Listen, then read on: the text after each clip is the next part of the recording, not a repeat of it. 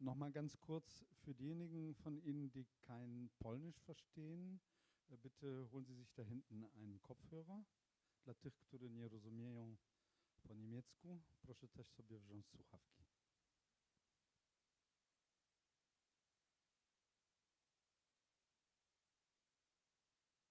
For those who don't understand Polish or German, there's also English translation available.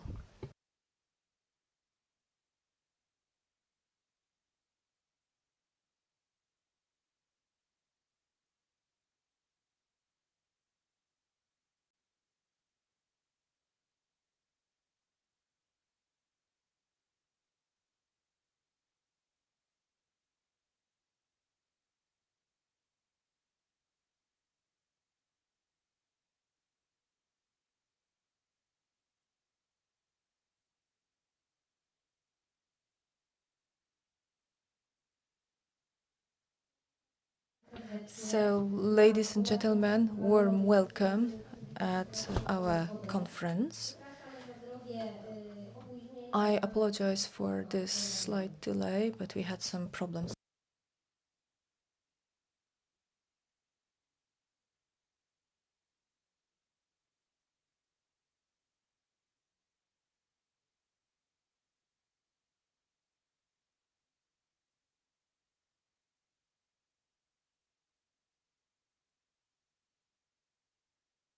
Ja nie mam relaya.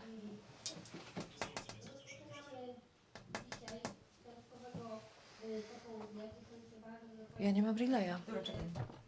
Ja relaya nie mam. We are very happy that you joined us. The host of Słubice and the host of Frankfurt are with us as well. Some in real world, some in virtual world, some of our guests. First, we would like to ask the host of our venue to join us and address the audience. Thank you.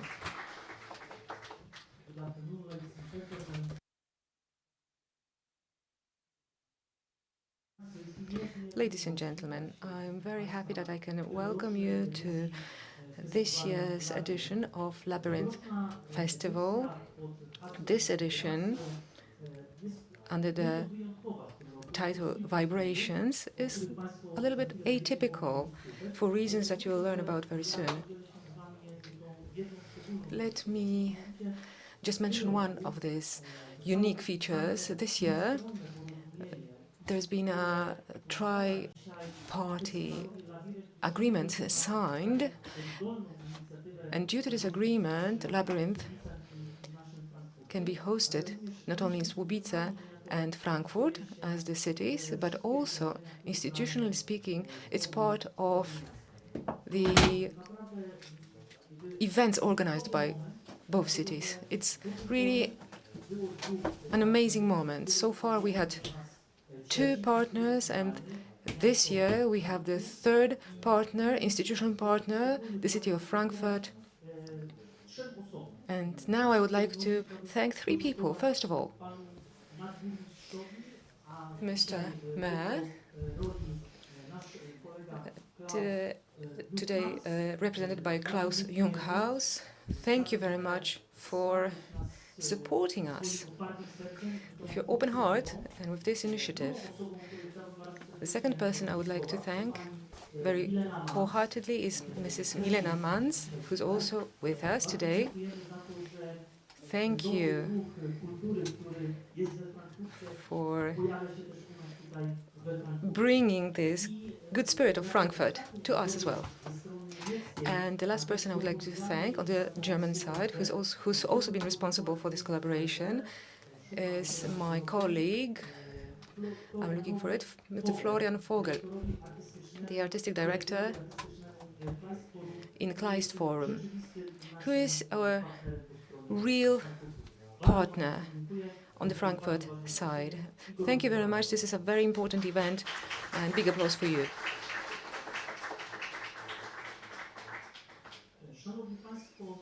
Ladies and gentlemen, several weeks ago, I had the pleasure to take part in a conference focusing on culture and art. And the message there was that before culture, before art, before people, people who organize, fund culture, and the artists, all of these elements and people are facing a challenge. Waking up people to the importance of art, I am convinced that Labyrinth Festival is one such occasion. We can see all those people in the audience and the artists who have joined them. I would like to thank all those who supported us, both mayors, today represented by the co-workers. Thank you very much for coming to join us. Now I would like to thank and ask Mr. Mayor, Mariusz Olejniczak, to join us via the internet.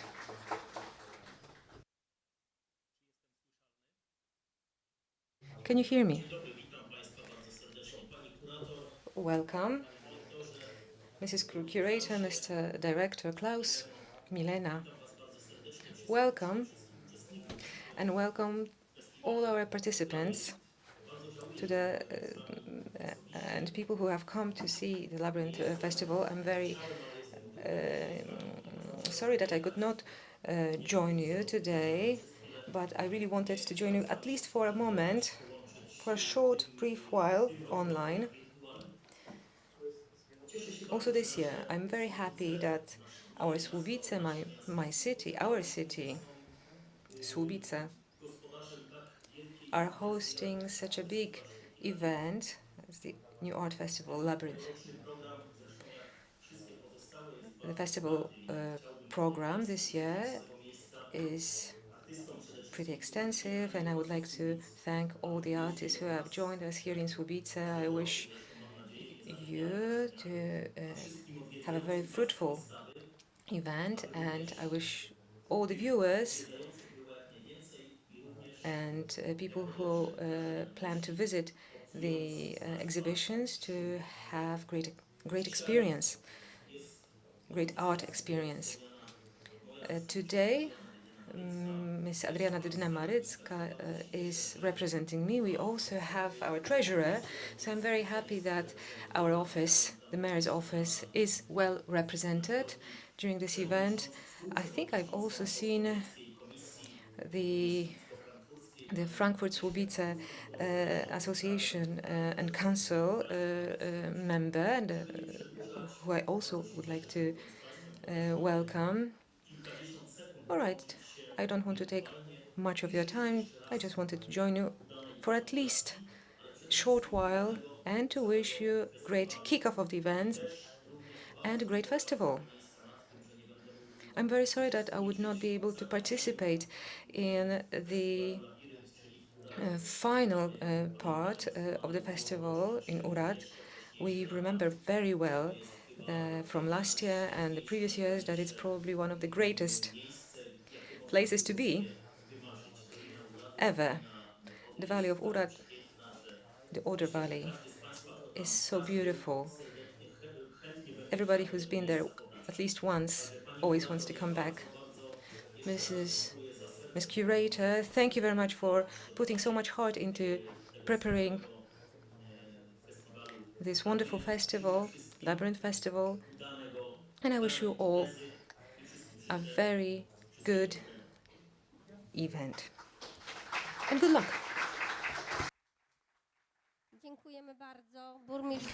Thank you very much, the Mayor of Słubice, Mariusz Olejniczak. I'm very happy that he has been supporting our venture. So nice that he always shares his opinions and thoughts, and he also listens to your opinions as well. And this is why he was so emotional in his presentation for you. On behalf of German, Mr. Olejniczak, from the German side, now I'd like to welcome the Mayor of Frankfurt, Klaus Jünhaus to come and join me on stage.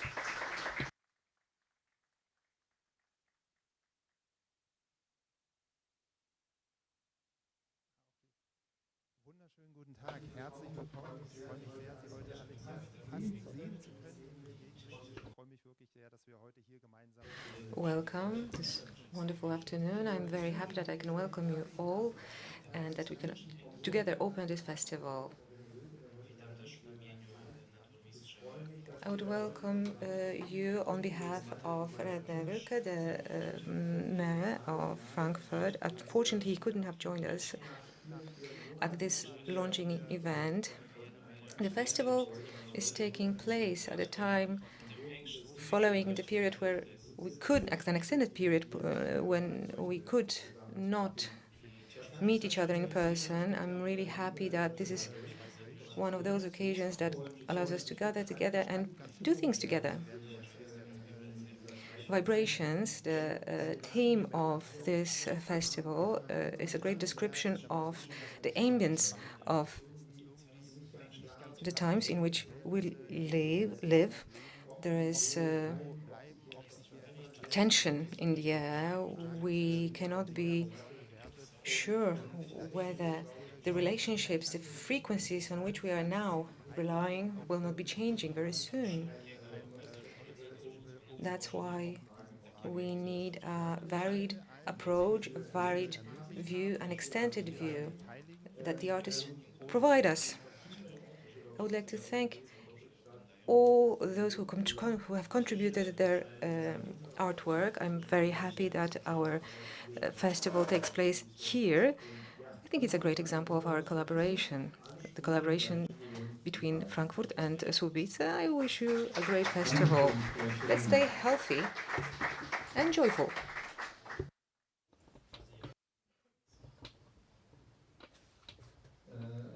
Und jetzt möchte ich gerne Tomasz Stefański auf die Bühne bitten.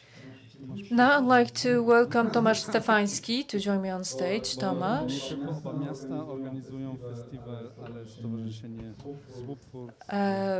This is the Słupfurt organization, who is one of important co-organization, and Tomek is the co-chair. So this is why we ask him to take the floor. Welcome on the Labyrinth this year edition of Labyrinth. I'm also here on behalf of Starostwo, of the administrative body here, so I wanted to send my regards from the Starost, Leszek Bajan, who was unfortunately unable to accept the invitation tonight. So I wish you unforgettable members, and as a president of Słupfurt, I would like to welcome everyone in our jewel city, two city, as the Michel invented the Słupfurt, so warm welcome to Słupfurt, as the marketing term has it. So the most important postulate in art is what Mr. van der Moor says, less is more, so I'll limit myself to best wishes for you to experience lots of positive vibrations on both sides of the Oder River. I hope you come back home full of nice experiences, and I want to invite you to upcoming editions right now. Anya, Michel, thank you very much. I would like to thank to the teams of all three institutions for their engagement and hard work for the festival. Carry on like that. Thank you very much. Thank you, Tomek.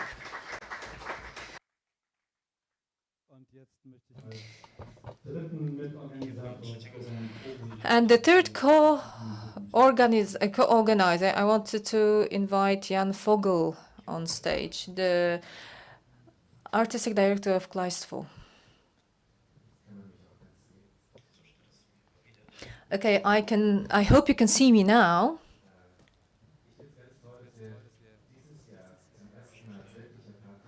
I think that it's a really great thing that we have really and formally become a partner of the Labyrinth Festival.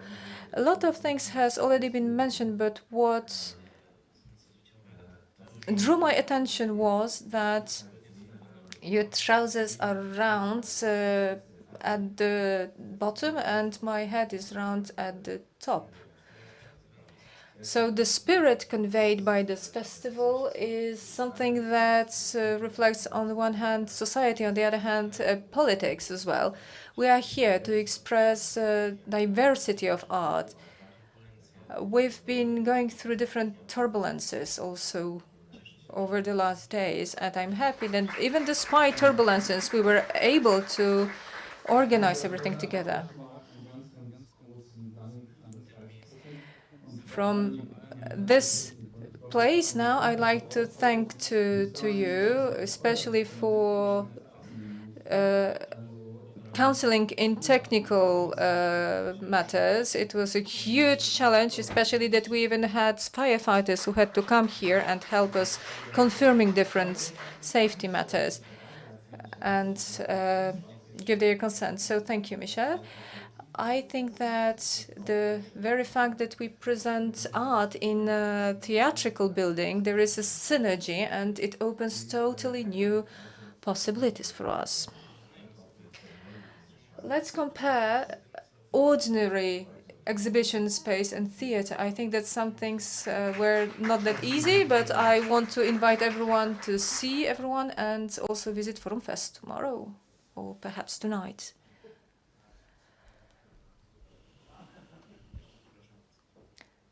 And I'd like to have my mask back, please.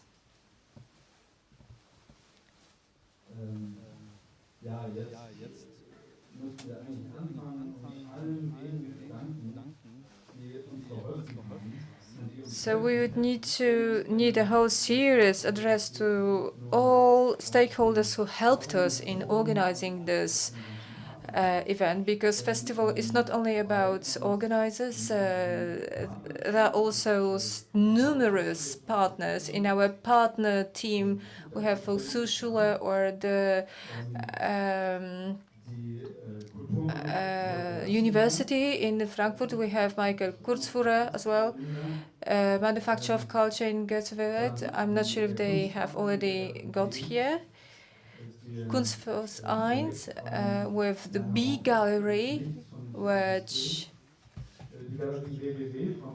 is also included. So there's Volvamus Spirit Gallery as well, which is also active. Viadrina Museum, our Spectrum Gallery or Spectrum Gallery. Stefan, I hope you're there with us. Brückenplatz as well, the Bridge Square, and Kunstverein as well. I hope I didn't forget someone. So, architects and artists and art students from 3 universities have now been very active within this area. So, ladies and gentlemen, our Słubice Center of Culture, the place where we are now, you will find 9 presentations in this very building, nearly in all rooms. You can follow the arrows to go and visit. All the artists are also present here with us. Collegium Polonicum is Dr. Krzysztof Wojciechowski is representing it here. So every year for 12 years they've been collaborating and co-involved in our exhibitions, presenting our exhibitions in Collegium Polonicum in a garage, Marcin Bedryszak, just next to the riverbanks, just around the corner. Also the city library in Słubice, 2 exhibitions out there, and the sport hall at primary school number 2, where we start the day tomorrow with a performance in that place. So all directors, partners from both Słubice and Frankfurt sides, thank you very much for your support and supporting our festival.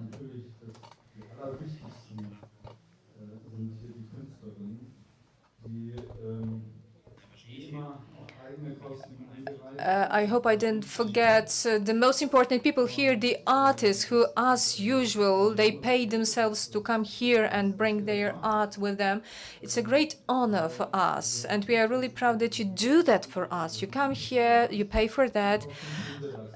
As artists, we are precariat, and still we are eager to sacrifice for art. The question that we may ask is, why do we do that? What for? But I think that the answer, on the one hand, is in the fact that we can meet here, we can be together. Until 2019, every year we would walk across Swupfurt and Frankfurt. Due to Corona, we had to stop that, but we created a live stream studio.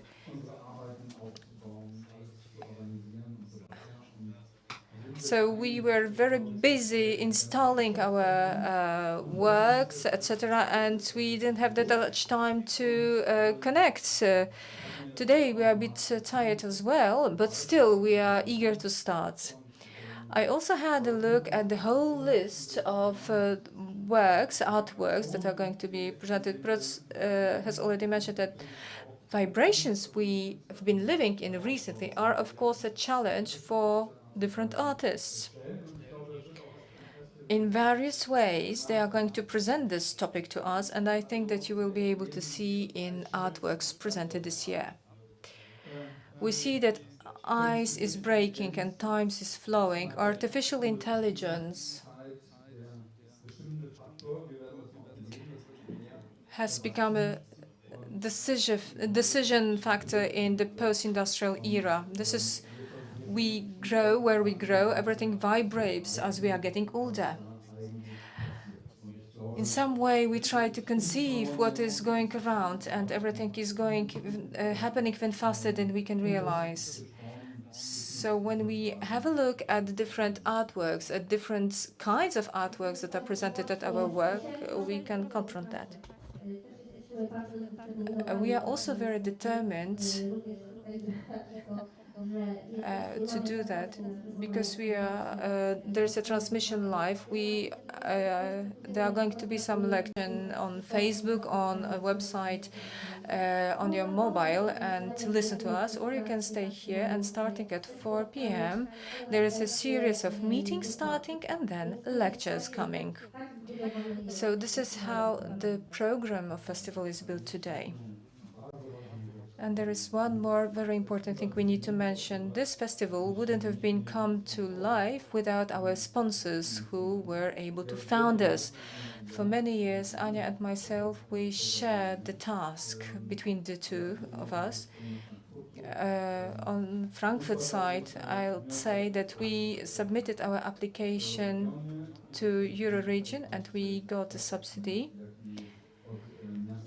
from Frankfurt city. From Słubice, I'd like to extend my great thanks to Słubice commune, which supported the festival again. And please, please keep supporting us in upcoming years even more. Also, some private institutions, so please have a look.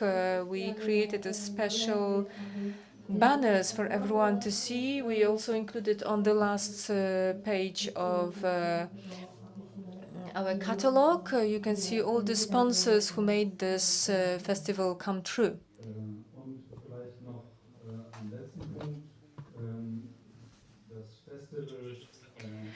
And perhaps the last point that is worth mentioning, the festival starts as early as in May, in fact, with an Academy of Labyrinth.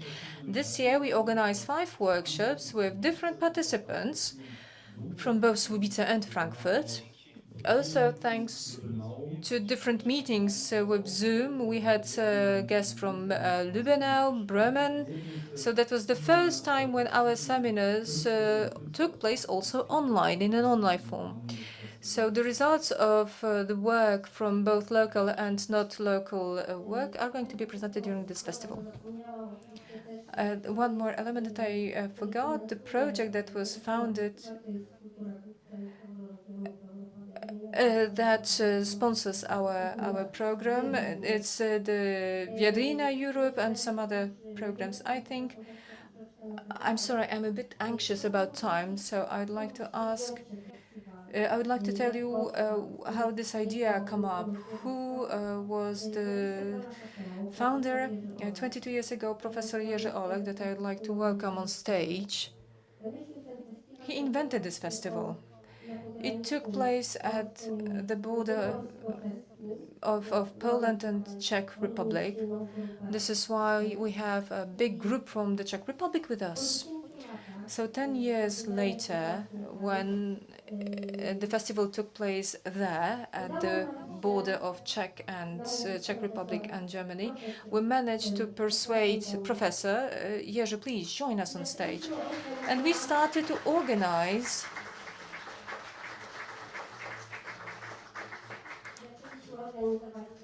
festival at the verge of Poland and Germany, in Słubice and Frankfurt, Oder, and 12 years ago, Professor trusted us back then, and I hope that it was a good choice.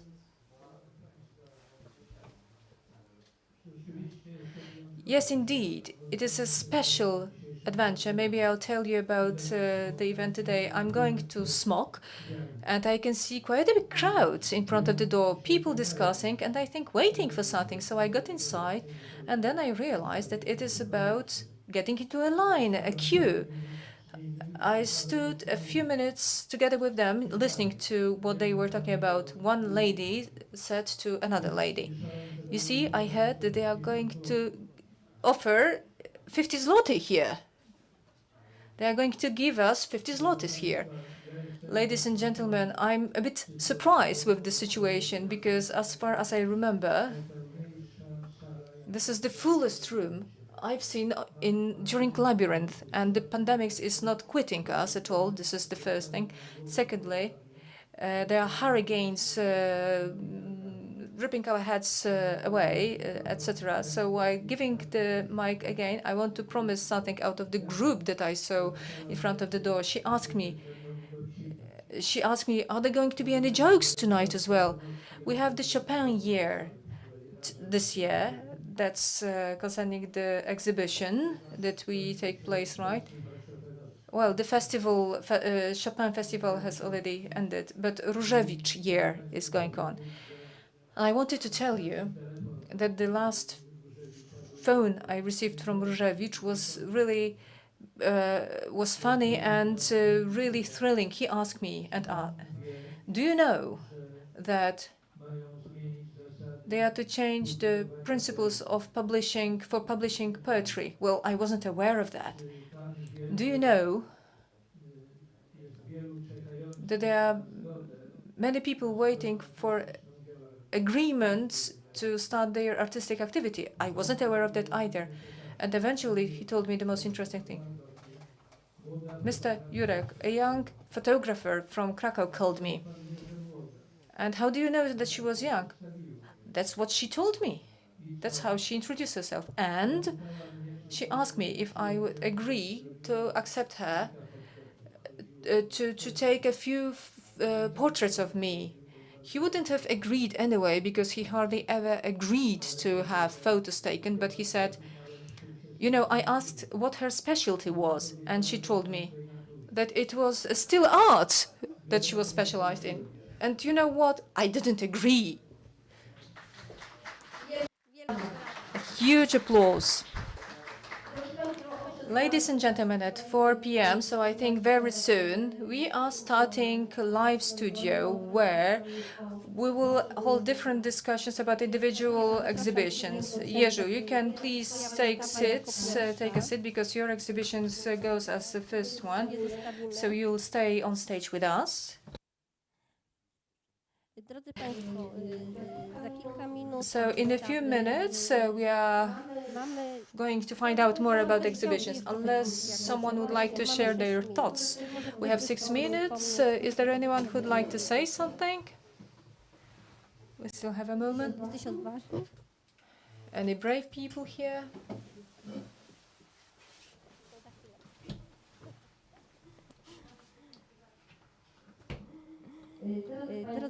So, Ladies and gentlemen, we have 6 minutes to start.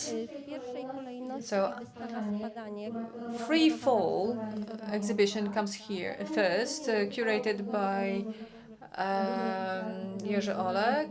So this is inspired by a poem by Jerzy Różewicz, International Group of Artists, Okno Gallery.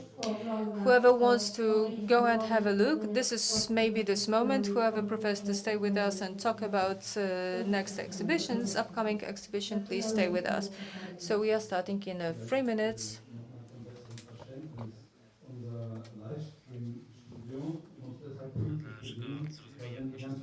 So our live stream studio needs to start on time, 4 o'clock point, because if we fail to keep time, half of our audience in Australia wouldn't have been able to see the material. So there will be some more people joining us on stage.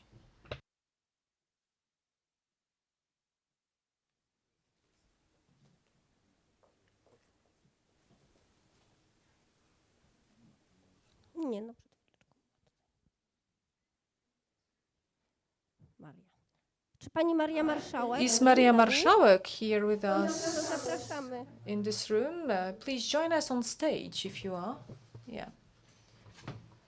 Zapraszamy. Oddaję na nowo głos profesorowi Jerzemu Olkowi. I pass the floor again to Professor Jerzy Olek. Very soon we'll start our transmission.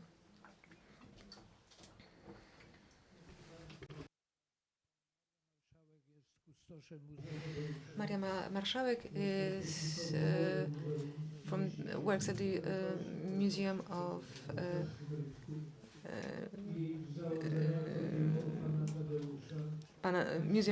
Pan Tadeusz. Pan Tadeusz is a poem by Mickiewicz, but I think that was the initial thought. Perhaps it will become the Museum of Różewicz. Probably Ms. Marszałek will tell us about it more. I think the dialogue with Różewicz is a great idea. It would be also good for us to know more about your activities. Thank you very much for this invitation.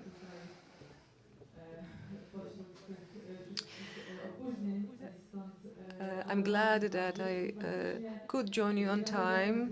It was difficult today. Yes, that's true that in October, on the centenary of Różewicz's birthday, we launched an exhibition, a story about the poet, including 11 dialogues. Tadeusz Różewicz was, towards the end of his life, connected with Wrocław, and he left some of his heritage to the city of Wrocław, including also photographs made by Professor Olek.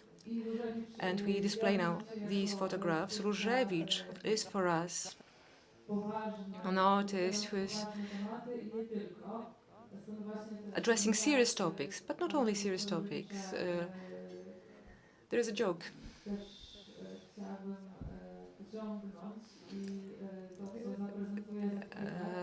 that I will tell you, perhaps in a moment. What we will present to you are in fact the ideas generated during the pandemic when our museum was closed to the public. We recorded dialogues about Tadeusz Różewicz, and we actually haven't thought about them as an artistic material. We thought it would be used for educational purposes and that it will not be very serious, actually. We didn't have the opportunity to see how the audience reacts to them, and I think it is something that Różewicz would like himself. this kind of irony. Tadeusz Różewicz was also interested in photography. Although he didn't like to be photographed, that's why photographs by Professor Oleg are now presented in a new context. So let's see the movies, perhaps. Thank you.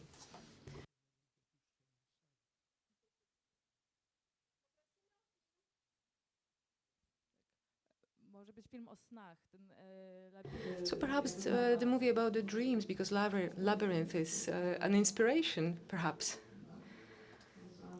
Labyrinth of Dreams. I thought that perhaps this would be a great idea.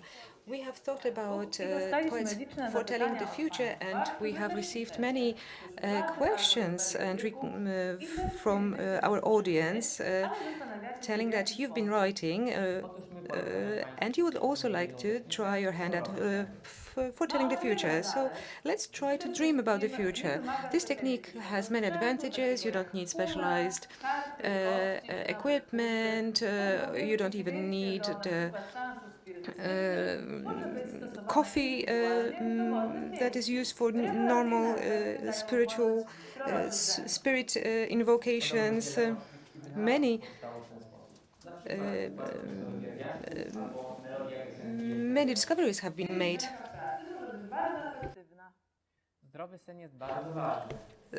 In this way, sleeping well is very important. Unless you sleep well, you can actually end up like the protagonist of one of Różewicz's play, Kartoteka, who keeps to his bed and changes metamorphoses from a little boy to different figures. And he's also visited by different figures. We don't know whether they are real or not. And at one point, the protagonist says, "Let's make coffee. I don't have the cups, I don't have coffee, but we have metaphysics and we have the poetics of dreams, so we can actually make do." Yes. The live topos allowed the authors to say and tell us amazing stories, even though they didn't dream themselves. Jonathan Carroll said in one of his interviews that he sometimes dreams about going to his kitchen, making a sandwich, making coffee, walking his dog. Tadeusz Różewicz also wrote about it in one of his stories. My dreams are pretty ordinary. I got a package from my neighbor. We try to untangle the parcel. Then I make soup with pasta, and then I arrange my suits. Following the war, he was unable to dream about something exotic like cinnamon. He was lacking inspiration, but he wrote that he dreamt about exotic places with sandal trees, cinnamon, and he wrote about his poor head that he used to create a landscape, that the landscape was colorless, so he had dreams in black and white. Perhaps because he watched so many black and white movies in his childhood. Perhaps that was one of these foretelling, future-telling dreams, because he then traveled to exotic countries. Once he wrote, "In my dream I saw a large fish," and then he described how the fish was brought to the shore and was tormented by the air, and that's what made him expect some bad things. In his dreams, there are more bitter things than the sweet things. There are people who are dead showing up in his dreams, nightmares. But it's better than what happens to the protagonist of Franz Kafka, his favorite author, where one of these protagonists metamorphosed into a giant insect. Another one has been, in his sleep, has been sentenced for something, for a crime that he didn't even know he committed. Yes, so that's one of these strange movies that we made, also about the photographs, and including photographs. We have another one. Perhaps we can show it as well.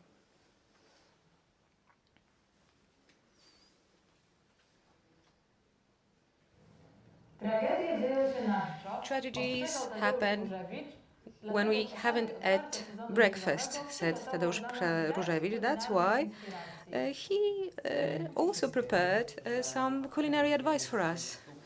But perhaps this is contradictory. This contradicts the fact that in one of his plays, the main protagonist, is a person who is a glutton. Should poets even eat? Shouldn't they survive on pure poetry? Julian Przyboś actually wrote to him, saying that, well, you're a pessimist, a nihilist, but you still eat sausage. But is sausage only consumed by optimists? Czesław Poremski said that it's realists.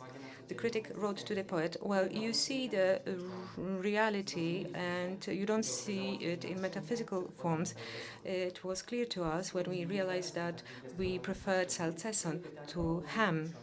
And also, let's not mention the sauerkraut or the cucumbers. Let's quote from Różewicz. You should wash the lettuce. It's a recipe.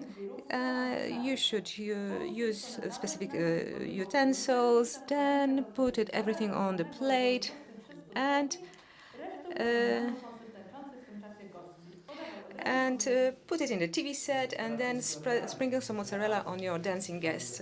Well, that was pretty realistic, sprinkling parmesan or mozzarella on your guests. This might be a recipe for a good party. I have something more normal from the poem, Normal Poet. In the evening, I prepare cutlets according to recipe. We fry them, and then we add specific ingredients. Yes, some recipes are stable. Wittgenstein and Super Express, that's what he combined as ingredients. He was also sometimes using Pulp Fiction and media pulp. Over the last 70 years, I noticed that everything is changing into a strange soup, a soup of death and non-life. Well, the soup of death would probably not be very delicious.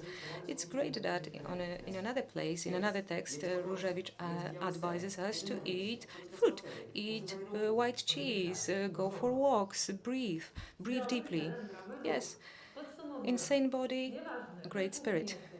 So summing up, regardless of whether you are realist, surrealist, or nihilist in your kitchen, remember you have to eat regularly. Let's reiterate, tragedies happen when we haven't had breakfast.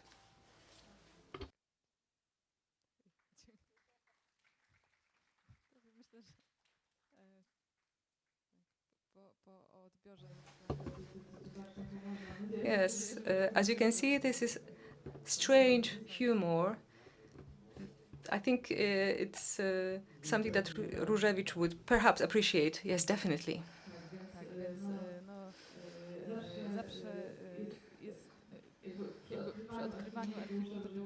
As we discover new things in the archive left by Różewicz, we always find this second element, satire. And this element, this trend, was perhaps necessary as a reflection. The parallel side to the tragic things that he was saying, the serious things that he was saying. So we are trying in our own clumsy way to perhaps imitate this in our educational activities. I'm very glad that I could also present some of it to you here. I would also like to invite you to visit us online and on site in our Museum Pana Tadeusza, when we have the exhibition Pan Tadeusz, Mr. Tadeusz Różewicz. So welcome and please join us. Let me just add that the museum is located on the main square in Wrocław, so very close to here, and you really cannot miss it. We had the introduction to Różewicz and his humor. Perhaps we could also learn something about him. Cała wystawa w Galerii Okno. The whole exhibition in Window Gallery, Okno Gallery, has been inspired by one of the poems by Tadeusz Różewicz. This is the pandemic time. We didn't actually know whether it would be possible for us to come here and whether Jerzy would be able to join us. So let's listen to what he told us about this exhibition. We have recorded excerpts about the exhibition. So let's see it first. One of the main points in the program of the Labyrinth Festival are group collective exhibitions created by curators we have invited based on a specific theme. This year I created an exhibition that could be dedicated to Różewicz, and the title is Falling Down. I invited 16 artists from different countries. Why Różewicz and why Falling Down? We are now celebrating the year devoted to Tadeusz Różewicz, and Falling Down because it's the title of his great poem dated 1963.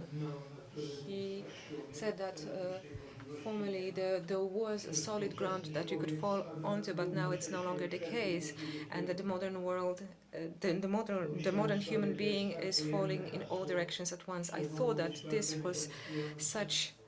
This had such a capacity for interpretation, for meaning, that it could generate a lot of such interpretations. I do not need to mention that all the artists have presented their own understanding. Let me present 2 or 3 points about our exhibition, but let's talk about Falling Down as an image first. I once invited Tadeusz Różewicz to join our photographic workshop, and I suggested that the title should be Falling Down. He presented a very interesting work with a very interesting commentary. Let's talk about the authors participating in our exhibition. Let me mention those who I think presented very interesting work. Jan Żywucki is one of these people. Marek Abramowicz, the astrophysicist, is another. Ania Panek-Kusz, whose work you can find towards the end of the exhibition. It actually depicts the reversed situation, not from falling down. Jarek Koch about the ending of the falling in vertical plane. Alongside, a long time, Bogusz Michnik, who dedicated his work to Rodchenka. And graphically, you can actually see the time flying away, being depleted. I should probably mention everybody. Everybody has presented interesting work, and this will be another example. The way in which this exhibition will be received will show us how art can be received, what we know. To see is to know, or to know is to see. And I think everybody, all these 16 artists presented a point of view within a specific context. Everybody visualized falling down, and this falling down could take different trajectories. In Anna Panek-Kusz work, the falling down is actually an ascent, not a descent, so you can actually fall not down but fall up.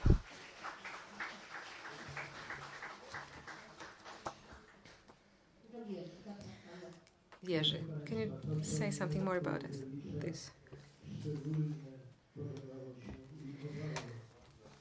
What I really liked about Różewicz was his irony and his peace of mind and calm. He always talked in a peaceful, calm way.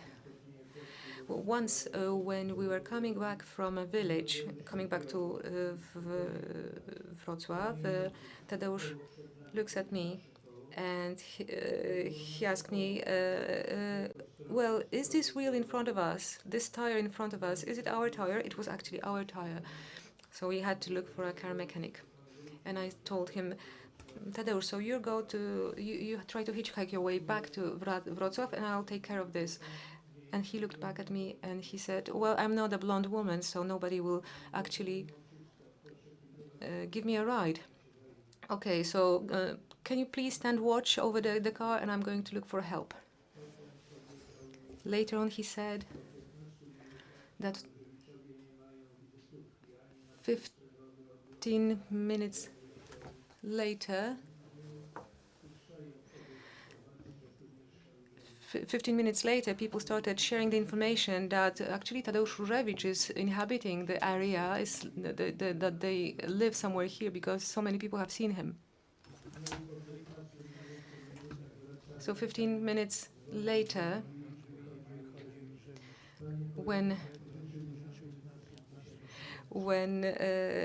somebody came to him and asked him whether he could lend 15,000 zlotys, as he was a poet, a well-known poet. So we actually lived very close to each other. It was a 5-minute walk. I live in Sempolno district. And we used to meet a lot. Usually it was on his initiative. He called me and then just took me for walks. So we talked about many different things.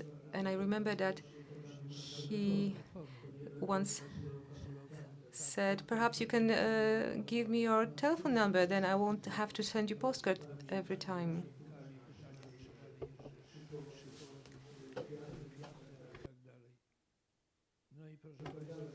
So I actually shared my telephone number with him, and then on a Christmas Eve, I pick up my phone because somebody was calling me, and it was Tadeusz Różewicz, and he said, Jurek, I'm not calling to wish you Merry Christmas, I'm just checking whether you have given me your true number, so goodbye. And that was actually something I got instead of his wishes. Chciałam powiedzieć, że to ciekawe dla mnie, też będę oglądać uważnie, bo Okay, so I'll watch it very carefully as well, because when I create a biographical exhibition about a poet who wrote, first of all, this visual material, it's difficult because it's very uniform, so to say, and we're trying to find some ways to visualize characteristic features for Różewicz's poetry, some fragmentary form or interest in a certain form, all showing the painting of artists, painters from the Krakow group. So that was also the task that I got, to continue this way of thinking as well, to think also who do we mean when we talk about Różewicz? Who do we have in mind? Is this the character of Mr. Tadeusz Różewicz, the hero, a historian of memories? Or is it a self that emerges from his text, or whether he is only some kind of a phenomenon? So that's why I am so much interested in that. What does it refer? What kind of phenomenon Różewicz is? That can be very inspiring for me. So, ladies and gentlemen, now I'd like to encourage you to have a look at the exhibition in Galeria Okno on the second floor. Please read also the poem, Falling Down poem, which you can find in the catalogue. It's translated into 3 languages, because this was the poem that inspired Professor Jerzy Olek to create this exhibition entitled or inspired by Falling Down. It's not really about the title itself, but it's about the word falling down. If I may, I'd like to read the poem about Różewicz by Janusz Drzewiecki, who was a person who knew best Różewicz's poetry. He is a poet himself and a literary critic, and he dedicated several poems to him. Pandemics prevented him to coming here, even though he very much wanted. So I recommend you the visual work he created for this. And let me read the poem which he requested me. So it's his poem about Tadeusz Różewicz died. Tadeusz Różewicz died. I thought he would never die, but he did. This morning in Wrocław, Tadeusz Różewicz is dead, and the world is still there as it was. The only thing is that Tadeusz Różewicz is no longer there in this world. Tadeusz Różewicz died. I thought he would never die because he was immortal, but he did die. But he is still immortal.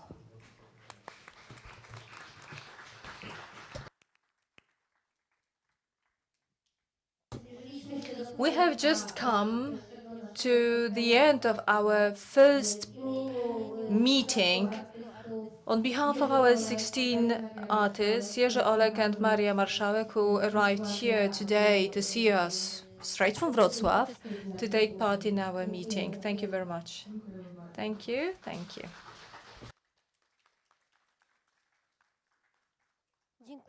So thank you, and now I would like to welcome next person who has their exhibition in Słubice Center, Agnieszka Talaśka. Please join me on stage.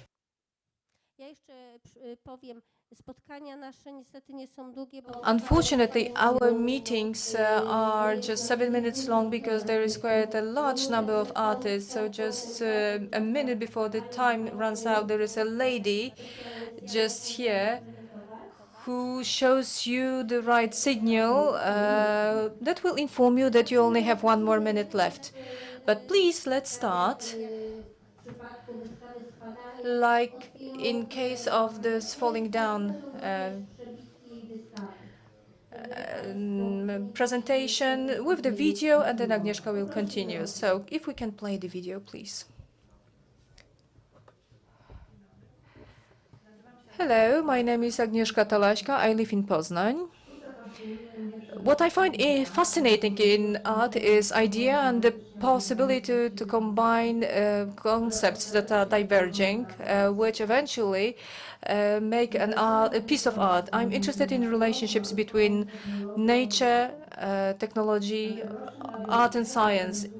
In Labyrinth this year, I'm going to present interchangeability project, which contains of several independent works. Initially, they were independent, but altogether they fit perfectly into the slogan of the title today. The basis for this presentation was a scientific theory telling that everything around us is in a constant movement, vibrates, trembles, and changes all the time. So vibrations have become, for me, a basis for transformation and experimenting with photography, text, and digital data. So a warm welcome to everyone, and I encourage you to see my work.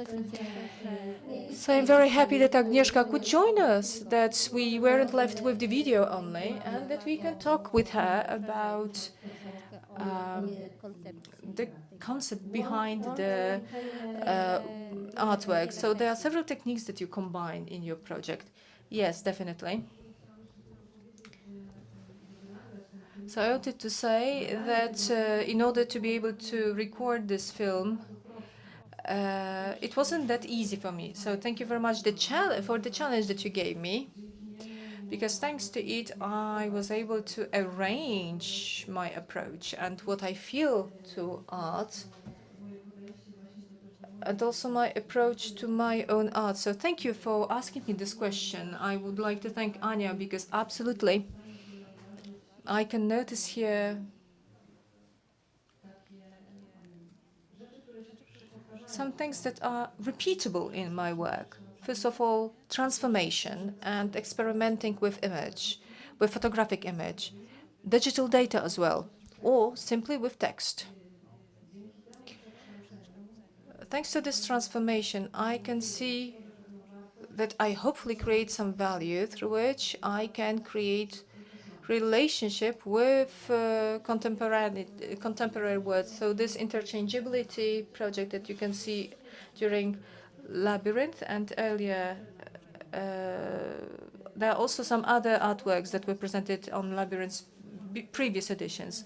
So I had this remark that the vibrations that I perceive as transformation and interchangeability definitely refer directly to me through most of my art. But when looking at your artworks that you can find in our gallery now, they are different both in sizes, in frames. Does it matter, or is it just about emphasizing the differences? I think it's mostly about the topic, about vibrations and changeability and transformation. So interchangeability and transformation. For me, they are coherent, because this is the way I currently feel the topic. Even the form, presenting my work as a herbarium or some differences in works, that's an experiment, because I like to combine science, research, some scientific and artistic approach at the same time. So that's hence the form. Yes, we have this scientific aspect here as well. This is what was your starting point? Or have you developed that approach while you were working on your project? Well, it somehow combined everything. There was a moment where everything came together very nicely, smoothly. And as for scientific references,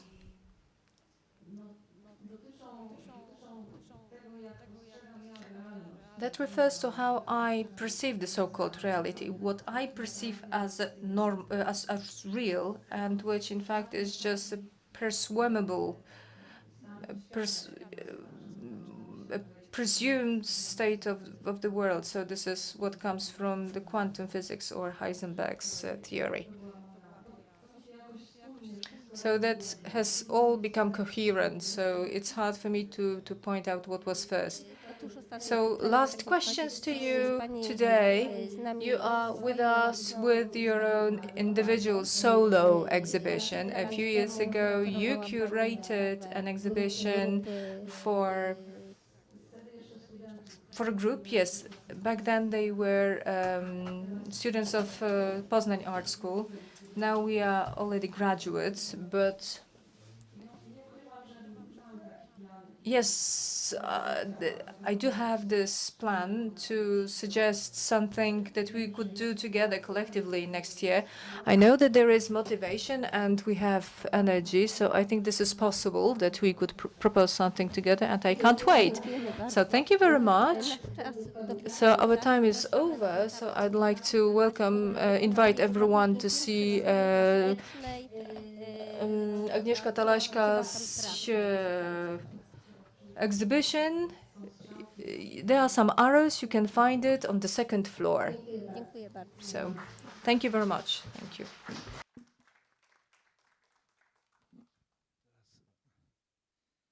So, und jetzt unser nächster Künstler ist Jan Poppenhagen. Our next guest is Jan Poppenhagen.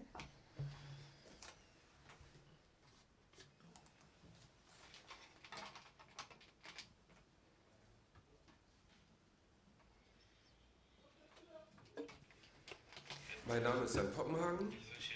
Ich bin Foto- und Videokünstler und ich arbeite my name is Jan Poppenhagen. I'm a video and photographic artist. I work in Berlin and in Frankfurt aus dem All entweder man on order.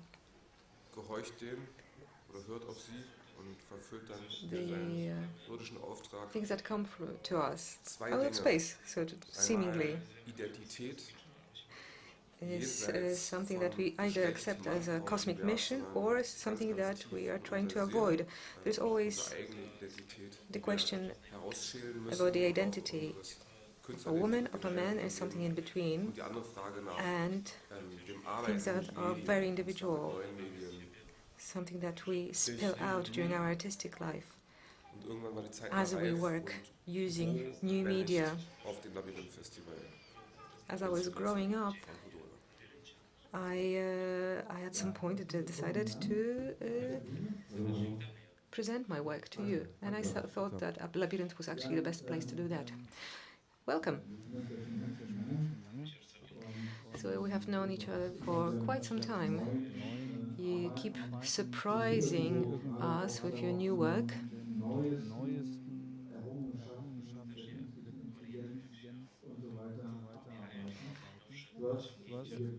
And you seem to be inspired by new technologies with artificial intelligence, etc. As I understand, your photographs were made with a digital camera, but an old digital camera. And in this way, you introduced errors or glitches, and you answer. You actually make us ask the question about the NFT,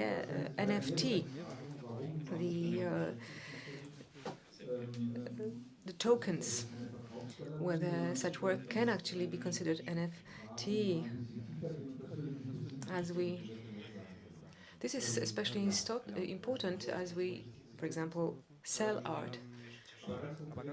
And your questions actually are about that. Yes. First of all, I would like to mention that I'm very happy that I could be here. So let's talk about NFT.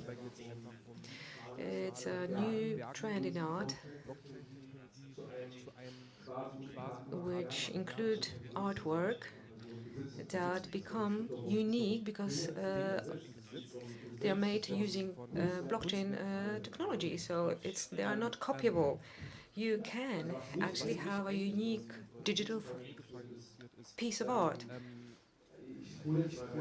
What is interesting for me is a very specific question, but let me first introduce it with a short story. The uniqueness of the artwork is not related to the computers, but actually something that people reflected on since 19th century as the works of art have been reproduced, copied, etc. A lot of analytical effort went into actually understanding this phenomenon. So when we actually use blockchain, we can ask the same question. We can ask the question about the aura of a specific artwork. It's exactly the same question that people asked in 19th century. I'm not providing an answer, but at least I would like to open up the topic for discussion, to explore the area of NFT without any prejudice. I decided to use flowers, a motif that is very widespread, used all around the world, and recognizable all around the world. As you mentioned in the beginning, yes, I used a sensor which was 21 years old. Still, it's quite new technology. I remember our cameras in the past, they used to have very bad, very rudimentary sensors. And sensors actually are a very interesting question in themselves. The first generations of sensors are now falling apart gradually. And I was curious to see what happens when I use such a sensor falling apart and try to make a very big high-resolution photograph using it. What will be the result of the calculation errors? The first such sensors were introduced almost over 20 years ago, so I think that's actually partly answer to your question.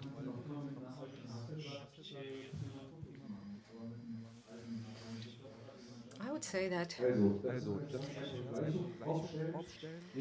that the results of our culture are becoming more and more perishable. Would you agree? Well, the older the medium is, the longer the results last. When we look at the paintings and images in caves, they are very old pictures that we are now uploading on Instagram. They're not going to last 24 hours. You can just view them on your iPhone and then they will be gone. So when we talk about art and the results, the pieces of art, we can actually start to consider what we want to leave. Perhaps it would be best if we ornamented stones, and that would be the art that we left. Yes, we are going to actually perhaps we should do that. Now I would like to ask Cezary Chladki to join us on stage.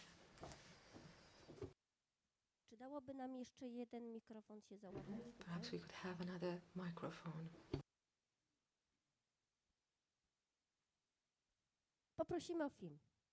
Let's see the video. Chladki, I'm a photographer, a film operator, and a film director. I focus on short movies, documentary movies. In Labyrinth, I will be presenting my first experimental movie. I don't wish to tell you about what you're going to see, because I think it's going to be the first such presentation in the world. The topics that I focus on tend to be related to human psychology.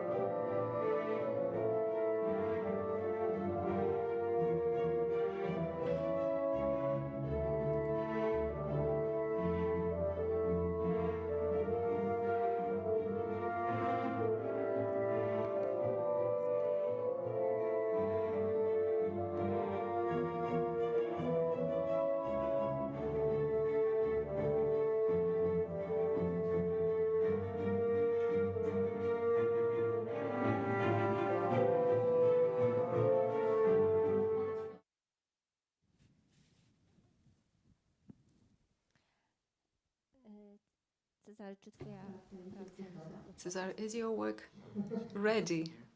Yes. Yes. Welcome. Yes, it is ready. Finally.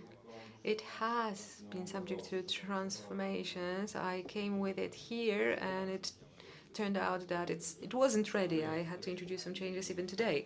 But now it's ready, I think. I think it is now, as it should be. I haven't seen it, that's why I ask about it. But yes, that's true that the whole process seems to be pretty complex and it combines different media.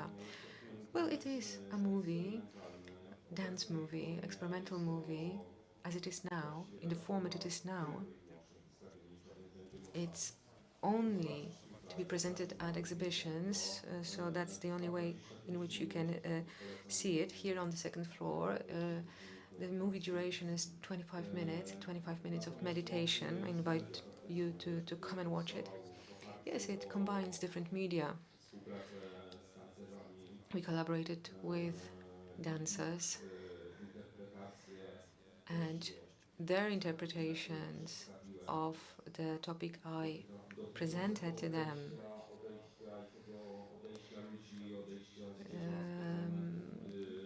The vanishing of people, the vanishing of animals, the fact what happens when somebody's on the other side. They contributed their interpretation. The final movie is my own interpretation, but most people who participated in this, they actually also expressed it in a very interesting way. It will,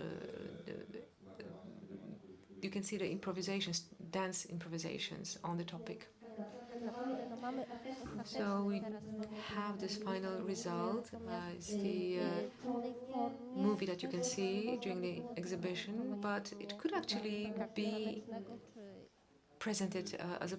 Could it be presented as a dance performance, perhaps? Well, not as a dance performance, I don't think so. I do have some ideas. I'm not sure whether they will be possible. Technologically, there might be pretty complex, but I'm thinking about projection with live music by Grzegorz Laroń. The music that he created was very important in this project, so perhaps it would be possible to play it live in a big space.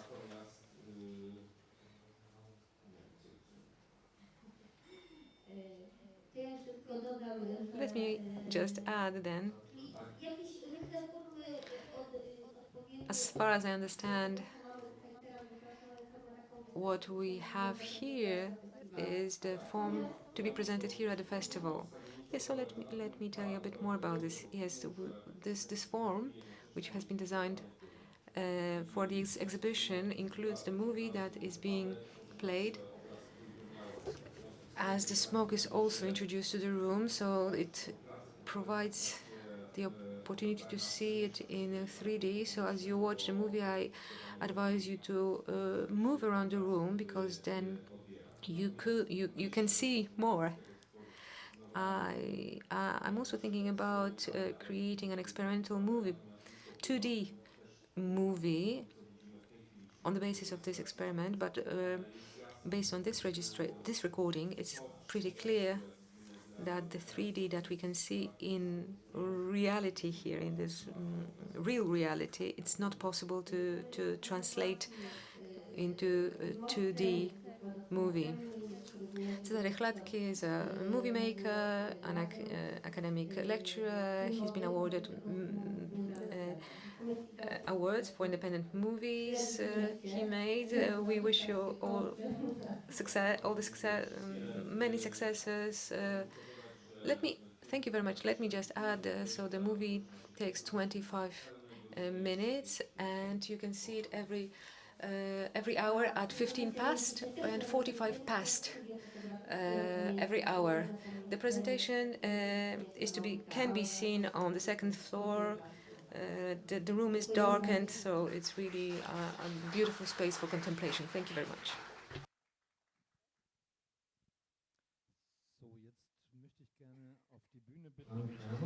So now I'd like to ask Frank Herman to join me on stage.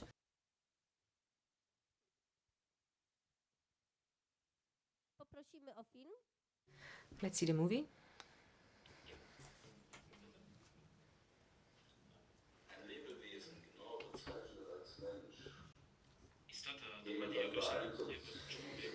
A being who is described as a human being, introduced into the world, and who was given the name of Frank. So first it was an accident, and the beneficial circumstances. At some point you cannot leave the path that you have entered. My artistic work turns around and moves across the points of contact between the human beings and nature. I selected this work because I think it deserves to be seen more and more, and every time in a new way. Ja, Frank, also wir haben jetzt hier in dem Film ja gesehen, wie du das Well, Marienkäse Frank, machst.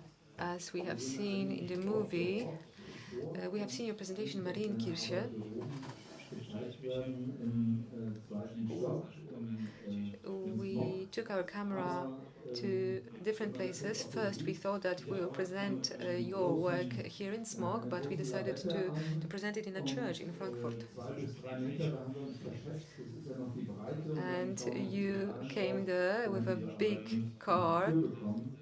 Und It was wir really haben sie dann auch humongous. überlegt, wo können wir sie schnell zeigen. Your Und work dann was haben actually sie too big die to fit Marienkirche in the door gemacht. and in the hallway here. Vielleicht So then muss man that's von der anderen Seite eben her what made us fragen, think that perhaps we should als find another Artist hast du keine venue, and Hürden we decided that gescheut, this so church is eine going to be große able Arbeit mit dem to LKW to mit host Bildchen it.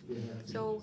what gives you the strength to actually transport such a huge artwork here? Well, thank you very much once again for inviting me to Swoopfurt. I was able to present my kinetic objects before, a few years ago. The original idea was that once again I'm going to present vibration models, but then I came up with this wonderful idea, which is also somehow related to vibrations. And then I decided to bring it here. I should probably add that I wasn't the only creator, the only author of this work. The idea was mine, but we co-created it with a company in Dresden. They specialize in data security vehicles. The head of the company is fascinated with art. He organized several workshops where he invited artists. We've been exchanging ideas with this company on a regular basis. The artists provide the ideas, and the workers, the employees, actually decide whether they want to enter into a collaboration with specific artists. I had very talented technicians working with me on this.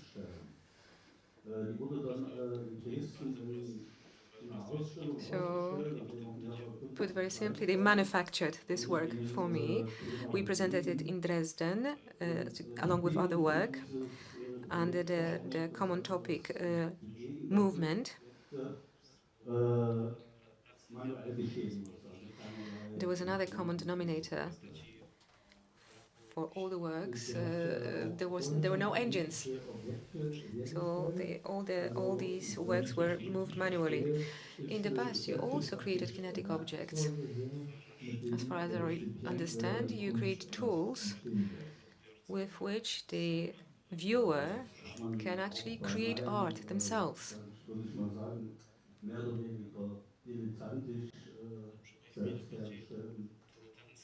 Well,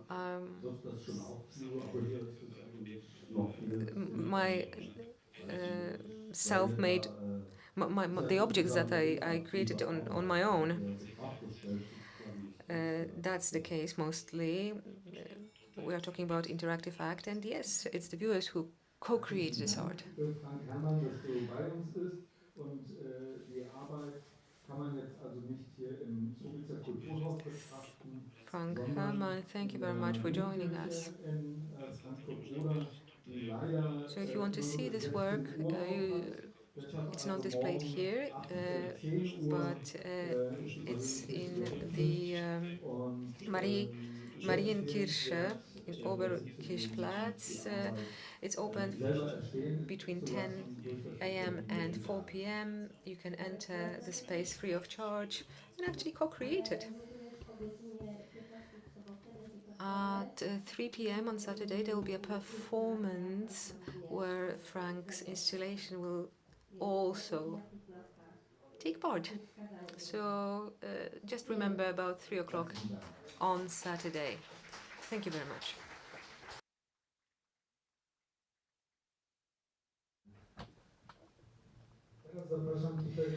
Now I'd like to invite the stage Lia Dostrieva and Andrei Dostriev. Please join me on stage.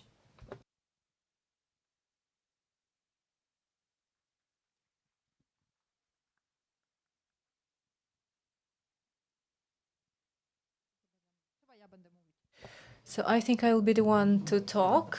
So if we could first see the video. Oh, there is no video. Sorry, we didn't record any film for you. Okay, also die Arbeit von beiden habe ich. Ja, może mówię teraz po polsku, bo nie macie słuchawki na siebie. Okay, because you don't have your headsets, I'll be talking in Polish. I saw your artwork yesterday, and I was trying to find you, but I couldn't find you yesterday. What was very interesting for me that you, as artists, you come from Ukraine, and you moved to Poznań. Were there any political reasons behind you moving here? No, that's how the life went. I found my way to Poznań and in Poland totally by accident because I came here for an artistic grant and I stayed here. So it has nothing to do either with the political situation or anything else. Right, but your work is still quite politically charged, so to say. Politically political. I see you can still speak.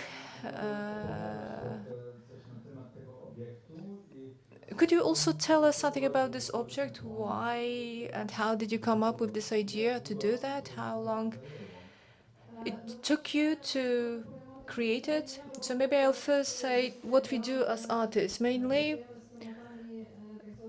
we work with the so-called difficult topics, historical trauma, group trauma with war.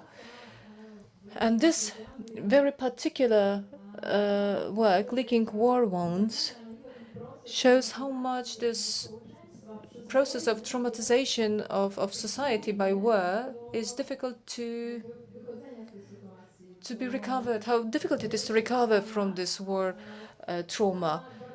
Because there is this wound which is very difficult to heal, which hardly heals at all. So once our friends in the west of Ukraine, in the countryside, the country is very close to the place where there is currently war going on up until today.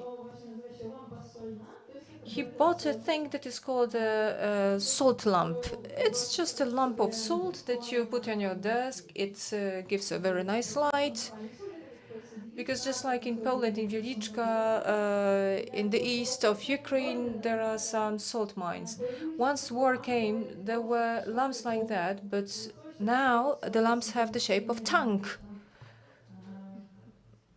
So something that symbolizes, well, something that is supposed to be a very home-like object has become a war object. So we decided to lick this lamp. This performance took us 4.5 years. We were licking the lamp consequently, and we made the photos consistently. And it took us a very long time. We weren't very successful in licking, and by the end, we really hated this project. But now, when we look at the photos, I could hardly see any difference. It's the same.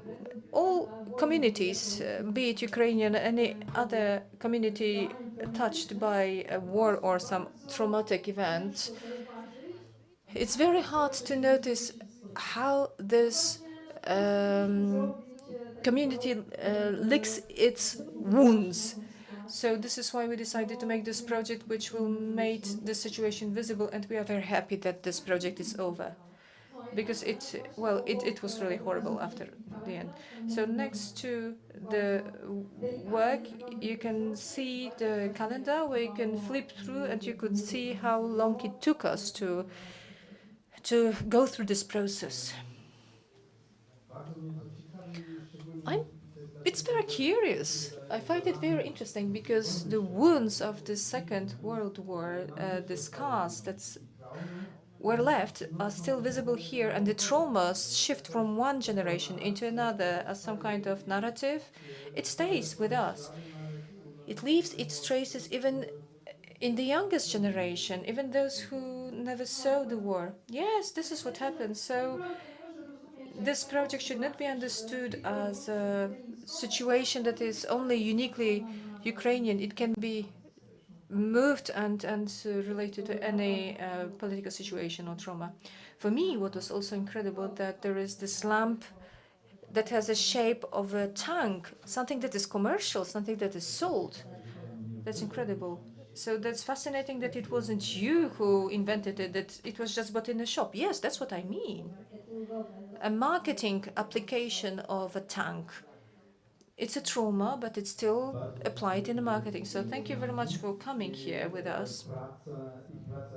So this artwork can be seen upstairs on the first floor.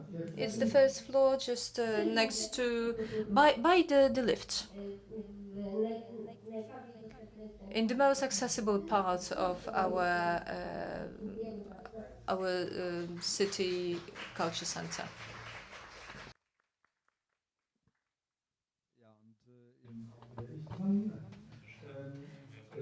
Okay, it's my turn again. So now I'd like to welcome Uwe Behrens to join me on stage.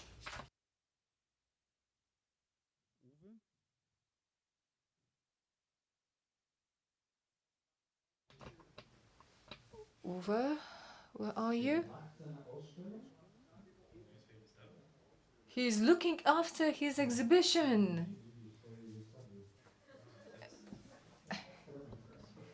He's sitting by his exhibition, having an eye, keeping an eye on it.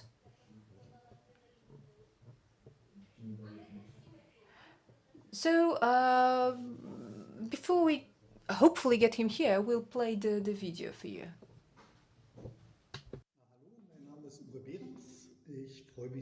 Hello, my name is Uwe Behrens. I'm happy that I was invited to this festival together with other artists.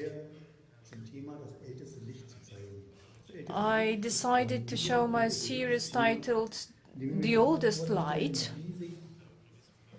So that's the topic where I try to imagine how after the Big Bang, this primordial explosion, I can imagine that it was very dark, but how long it took until the energy of light was created. So this is why I wanted to recreate and develop the light in 3 different images. So please have a look live how it went.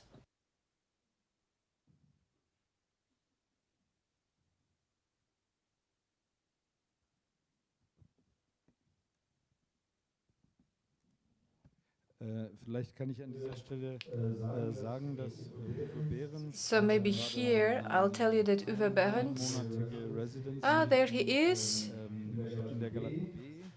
has a 1-month residency. He came here for 1 month for the arts residence in B Gallery. He agreed to display his pictures here, and he decided to remove his regular exposition and transfer it to his colleagues. And he came here to show his festival, especially here. We've already showed you a video, Uwe.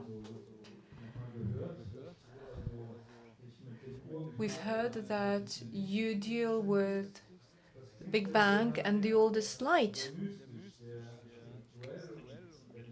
It sounds nearly in a religious way, very mystically. Some of your pictures, especially the big one with the shirt and the cross, makes me think of Anselm Kiefer, who also dealt with mysticism. What is your approach? What are your inspiration sources? Where do you get your roots from? Well, it's hard to say. I'm interested in everything. But in particular, with the mysteries of the universe that we are trying to interpret, it's just an interpretation. That's the only way you can call it. We don't even know if there was a Big Bang, if there was only one, maybe there were several Big Bangs. That's the mystery that we can't discover. Perhaps we would never be able to discover. I tried to get into these purely cosmic images that I invented in my head. And at a certain point, there came a question when the light of stars came up, and that's inspired my title. You also apply some symbolics of the cross. You use some materials that are very down to earth, you could say.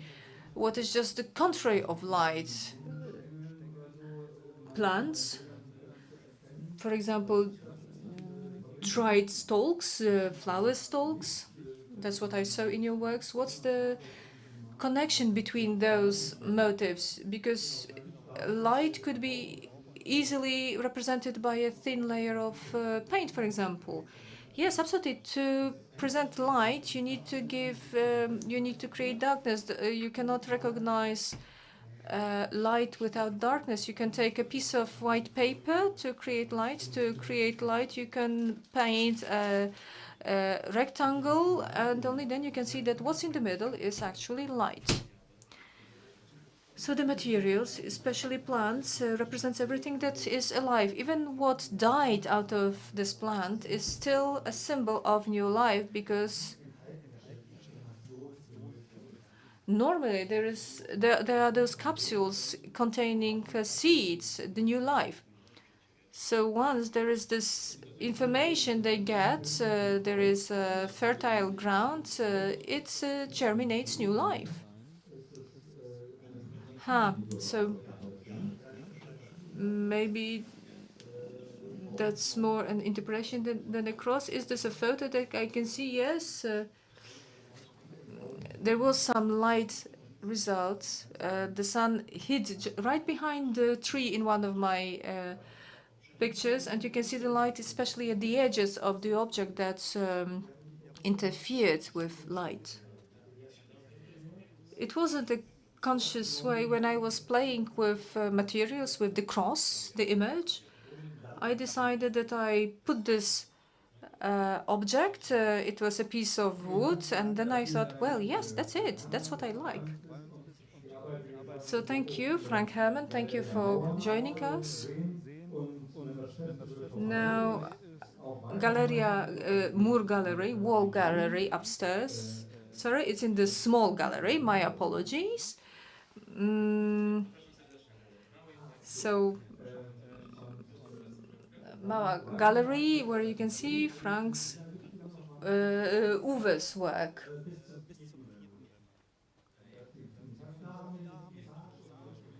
How long will you be present in the B Gallery, which are your regular rooms, until the 4th of November? So if Uwe Behrens and his artwork, you like them, after his work, you can have a look at some other, his others works of art in B Gallery in Frankfurt. Now we have some authors coming from Slovakia.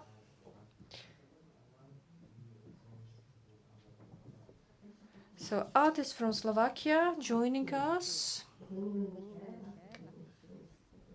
We'll chase away Michel from stage and we'll all fit in.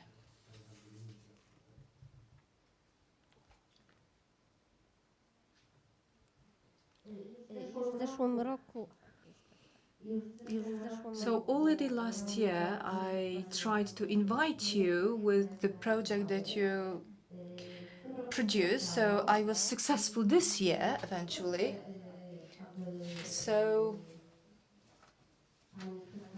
if you could present the project yourself, your friends as well, your colleagues, and tell us about this private sphere and public sphere, the idea of the project itself.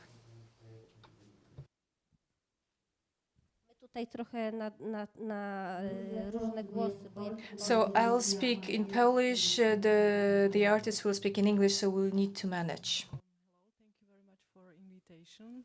And what about the video? Can we see the presenting? Oh, okay. So Tak, poprosimy o film.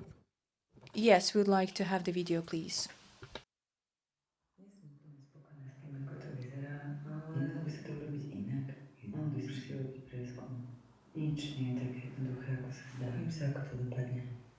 Sprcha. Dala by som si sprchu. Kto vie, ako funguje to kladivo na rozbíjanie okna. Asi sa chovám divne. Snáď si to nikto nevšimol. Všetko je vlastne v poriadku. Neškrep sa. Trochu sa usmej. Ježiš, ja tiež musím všetko chytať. Mňa to skúsal, že niekto ma zničal. Ježiš, len nech si niekto mi prisadne. Raz, dva, tri, prečka, súleky nesmať. 6. Rečka, paráda, jaký nejaké to pohodlím to stiahnuť. Mala by som sa viacej snažiť byť lenivá. Potrebujem kávu. Bože, nepovedala som, dúfam, že som fakt nepovedala. Bože, tam pestí žije. Ale veď všetko dobre dopadne. Chcela by som vidieť, aké to bude. Možno, že jedna rukavička ti ináč. Aká zásada máma? Samochvala smedí. Nesmiem robiť unálené zábery. Nesmiem tak prudko reagovať. Len sa tvárim starostlivo. Hlavu si zamkni. Neznášam papieru. Ja mám niečo medzi zubami. Ahojte, moje meno je Anna Mihalková. Spolu s Luciou Čarneckou a Luciou Kotvanovou sme sa spojili, aby sme spoločne vytvorili projekt Neprítomnosť. Sme 3 autorky, výtvarné umelkyne zo Slovenska, absolventky katedry sochárskej na Vysokej škole výtvarných umení v Bratislave. Žijeme a tvoríme v Bratislave a v Trnave. Ja pracujem v Trnave v divadle Jana Palárika. Vo svojej voľnej tvorbe sa venujem postaveniu ženy umelkyne v spoločnosti, ale aj v súkromnom živote. Umeniu sa venujem, pretože mi umožňuje najautentickejšie sa vyjadriť. Lucia Kotvanová je umelkyňa, kurátorka a galerijná pedagogička. V galérii pracuje preto, lebo ju zaujíma vzťah laickej verejnosti k výtvarnému modernému umeniu. Už po škole ju zaujímalo, pre koho to umenie vlastne robíme. Lucia Čarnecká je doktorantkou na sochárskej katedre na Vysokej škole výtvarných umení v Bratislave. A venuje sa téme využitia sochárskych postupov a techník v digitálnom prostredí a v performance. Prečo a čo uvádzame na labyrinte? Zaujíma nás princíp tvorby postavený na spolupráci a takýmto spôsobom sa snažíme pristupovať aj pri tvorbe našich spoločných projektov. A preto sa zúčastňujeme festivalu organizovaného 2 partnerských spolupracujúcich mestách. Na festivale predstavíme multimediálnu sochárskú priestorovú inštaláciu s hologramom Neprítomnosť. Ja som vytvorila scény, v ktorých sa dej odohráva, Lucia Čarnecká vybrala ikonické gestá, ktoré opakujeme, a Lucia Kotvanová pripravila myšlienky, ktoré sa nám v takýchto situáciách odohrávajú v hlave. Spolu si kladieme otázku, kde je hranica medzi fiktívnym a reálnym, medzi verejným priestorom a súkromným. Po Slovacku, teraz So that was in Slovak, so let's this was translated. speak in Maybe not. English. This was not translated. So at first, briefly, I would like to introduce our trio. This is our first cooperation. We all are graduated from the Academy of Fine Arts and Design in Bratislava from the Sculpture and Intermedia Department. As I said, this was our first collaboration. Lucia Kotvanová, she, besides her own artistic project, is an independent curator and a gallery educator. Anna Mihalková is a free sculptor, and she dedicates herself to the topic of position of a woman in art and society. My name is Lucia Čarnecká. Now I am a postgraduate at the sculpture department, and I'm doing research in the use of sculpture process and techniques in digital environment and performance. As I said, this is our first collaboration. In this artwork, we asked ourselves, where are the boundaries between the personal experiences based on our gestures, facial expressions and speech, and the personal psychological processes between the private and public space, between the real and fiction, mental and physical. We created this situation, these two objects, on the theatrical principles, and we created this fiction situation in a reverse way. So at first there was created the situations, the scenes, the tram and the living room. It's a private space and it's a public space. It was created by Anna, so she sets these two stages. Then as a second came myself, and I created this digital performance identity or avatar, and it's kind of self-portrait that shows our conscious and unconscious physical manifestation in these two situations, like what we do, which kind of gestures we do in these situations. And then came Lucia Kotvanova, finally, and her reactions to this scene as gestures. She puts her voice in the situation, and her commentary, it's like inner voice. What you think when you are alone in a tram, or what do you think when you are alone in a living room? For example, I don't have time, smile, or did I both the onion, or like this very simple, it's like a flow of mind. So basically that's it. I'm not sure if we have more time or... We do have some more time. I would like to ask, we do have more time, and I would like to ask about the project. It combines many different technological elements. How long did it take you to work on this project, to create this project? Yes, it took us exactly 1 year. It was just because the corona situation that we couldn't present it sooner, so we had more time. So at first we start to gather and just think about the topics. And as I said, at first it was the stage, then was the figure, and then was the person, and then the commentary, the inner voice. And to the technique. Okay, Anna is working with hard surface modeling, and she creates these two tram and living room, and then it's printed by 3D printer. And I'm working with scans, with scanning, and this is a 4D scan. It's like real-time situation. So, and yeah, it was 1 year. And Lucia then commented this all, like she saw it, and then afterwards came the commenter. The private and public spheres, are they meaningful? Is it significant? Do they have any deeper meaning, or you just wanted to present gestures? Why did you choose private and public sphere? And is it about a woman?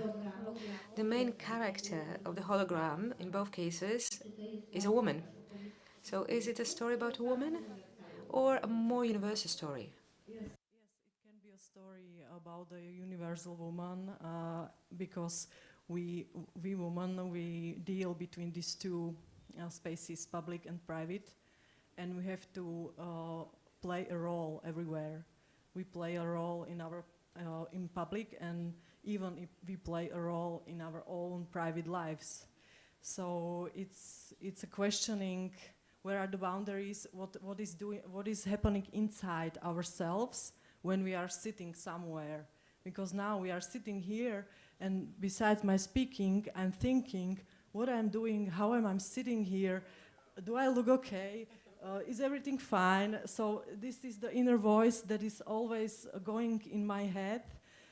And my gestures, those gestures are not meant to be. It's like you do suddenly like this, and then you think like, okay, you should sit like this because you are in tram. Don't touch your face.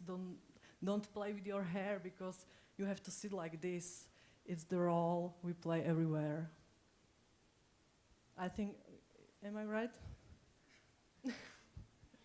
Bardzo dziękuję. Thank you very much that you came to visit us. Thank you very much that you came to visit us, that you actually could join us this year. I think your project is very interesting. We invite everybody to come and see it in the conference room on the first floor, so on the right side, starting from the small gallery. Thank you very much.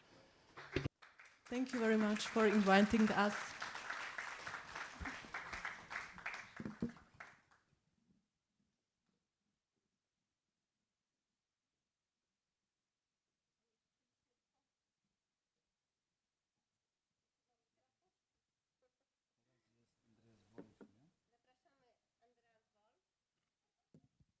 Jetzt bitten wir Andreas Wolf, zu uns zu kommen.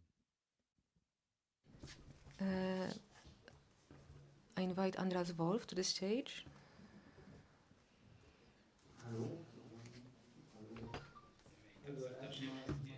Hello, welcome. Let's see the movie. My name is Andreas Wolf. I'm a graphic artist. I live in Berlin. Why do I do what I do? Well, art has been fascinating from the very beginning, from very early on. I was fascinated when I could go to the museum and look at things. And sometimes the objects talked to me, spoke to me. And I had the impression that they have something, there is something there that I could take and incorporate take with me in my daily life. I thought even then that that was the value added of the art, the value created by the art. It allows us to have new experiences and to create new experiences. It accompanies us in our daily life. It develops, it helps us develop. I make big paintings, starting from the scratch to the very beginning by intensifying the density. I use colors, vivid colors and shapes. At some point, I add figures, but it's still not a finished painting. It's still pretty dynamic in the viewer's eyes, and then I have to consider whether this is really something that it can be, that is finished, or whether I have to come back and rescue it or save it. I prepared works that would really resonate with the theme for today's festival, for this festival, vibrations. Some of these colors really vibrate, so I thought it was really fitting. I'm very happy to join you, and see ya. Yes, see ya, and it ended. Let me mention about something that the artists already know. The festival that we organize is actually it's a festival that uses our the participants. You get referred by people who have participated in the evening in the festival before. So You've been referred to us in this way. Yesterday you joined us quite late, so I couldn't talk to you, but now that the description that you provided was fascinating. I'm also a painter myself. I studied painting, and a painterly process is a wonderful way to approach something that can actually be only felt or assumed. I can sense from your words that the things that you create are so complex that you can only say it is finished, it's good, when it starts to vibrate. Would you like to add something? Yes. All is good when the painting is already vibrating. Yes, it's a direct reference to our title and the theme of this festival. But I indeed deal with quite complex spaces. Sometimes, as human beings, we reach a point when we can no longer receive. As I said in the video, then we look at something and we think whether it is still a painting or whether it is something that has started to fall apart. If the level of complexity is so great, we can actually wander around the painting and look around it and look for the paths and pathways until it works. I can call it a vibrating image. I think it can be understood through the process. I start with a blank canvas. It's empty, and then I work on something that I have created. I don't create any I don't imitate any pattern. I'm just translating interactions on the canvas. Sometimes it works, sometimes it doesn't. Just like in life, it sometimes works and sometimes it doesn't. The process itself in which these paintings are created leads to a result which is a gradual evolution of this painting. I think that's the best description. So perhaps just one more thing. I can imagine that you cannot really reach a point when you say, yes, it's ready, it's finished, that you could actually continue painting. Yes, that's theoretically that's true, but in fact there is always a point when you say, okay, that's it. Some paintings were being created for a long time, over a year, and the paintings that I declare ready are really ready for me. I kind of get used to them. If they keep working after 3 months, let's say, I say, okay, they are ready. Okay, thank you. Thank you for inviting me. Thank you, Patrick, that you referred me. It's a fascinating festival. I really like what I experience here. So thank you. Thank you for joining us. Yes, I'm very happy that I could also be on stage. This is the second time in my life that I could be on the stage.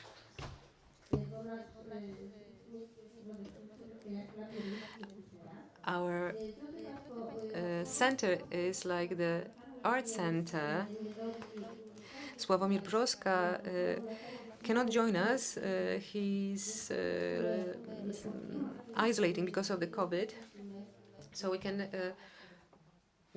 watch the movie and then we'll ask Hannes to join us. Hello. I was asked to answer a few questions. I have 2 minutes, so let me be brief. First, my name is Sławek Brzoska. I come from Silesia. I'm an artist, and and until recently I've been actively traveling too. My art is a kind of meditation. It gives me the possibility to be fully invested in the creative process. 3, I deal with many kinds of art. I do sculptures, drawings, installations, land art, video, and video performance. Using different media, I refer to cosmogonic general concepts. I try in my art not to comment on current events. I'm not interested in sociology in art. I treat art as the area of less mundane deliberations and explorations. In this festival, I intend to present an installation including wool and UV rays. Because it's a sizable work, I need to follow some formal solutions. I will use the wool made and presented in Katowice and Basel. But because of the space circumstances, this work has been modified.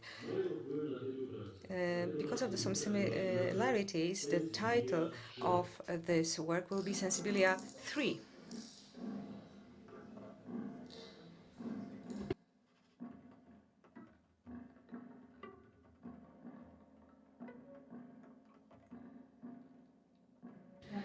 Well, I think we don't need to show the rest of the video. Unfortunately, the work could not be adjusted to our space, which would be Sensibilia 3.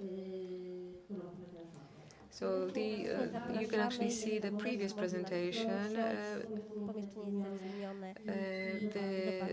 but you can see this one here. I hope that next year Sławek will be able to join us and he can actually bring his sculpture and implement his sculpture here. Let me also add, sorry. So on the first floor, as you enter Providence, the restaurant, there is the veil, and after following behind the veil in the darkened space, you can see this installation. All right, I invite Hannes Forster to join us. Welcome, Hannes Forster. Let's see the video.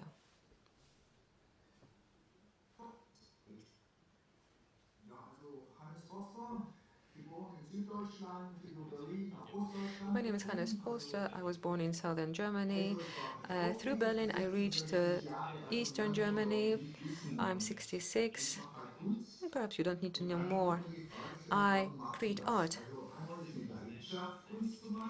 When people ask me why I do it, it's my passion. And since I was a graduate student, I was really attracted to architecture. I wanted to study it, explore it, and I actually created some things, some buildings, but it was not very exciting. It was pretty boring. So that's how I decided to focus on art, and I think that it's something that's my own. The questions that I address in my art relate not really to the architecture, but to what is real and what is relevant. When we build houses, they are skewed, and then we can ask what is real. Are the walls real? Is the floor real? Which part? We see how we relativize, how relative it is. And when I was preparing this work, I thought it would be good to have this work of art in this very corner of Poland, within the EU, that is being exploded from within by nationalism and diverse ideas. So I actually created work that compares countries. Some countries are so small, so tiny that they are imperceptible when you put them next to such giants as US or China. If EU is split and exploded into small parts, well, it doesn't look that good. Quite recently, I got interested in political history.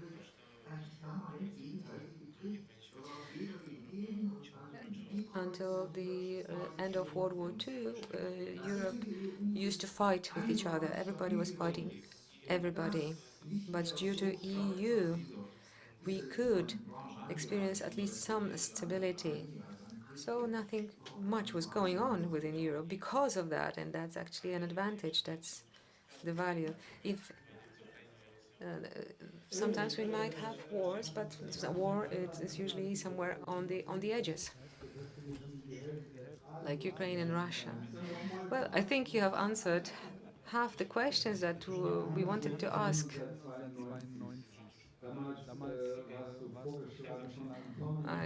I don't remember how many things you have already told us. Hannes, we have known each other since 1992. You were referred by Mr. Mikołajczyk, the late Mr. Mikołajczyk.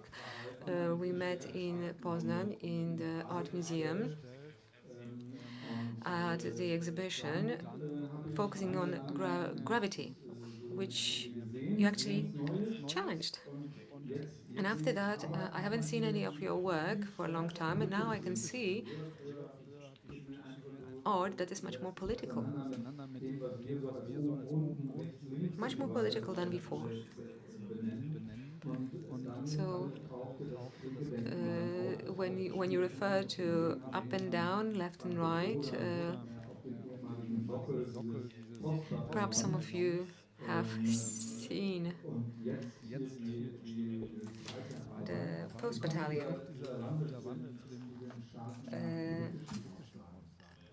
And the second work of art that you present here, can you tell us something about it?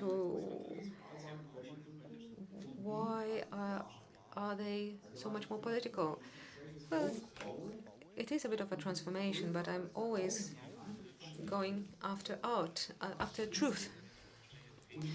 When we have a building where one space is much smaller than the other one, we start to think, why is it so?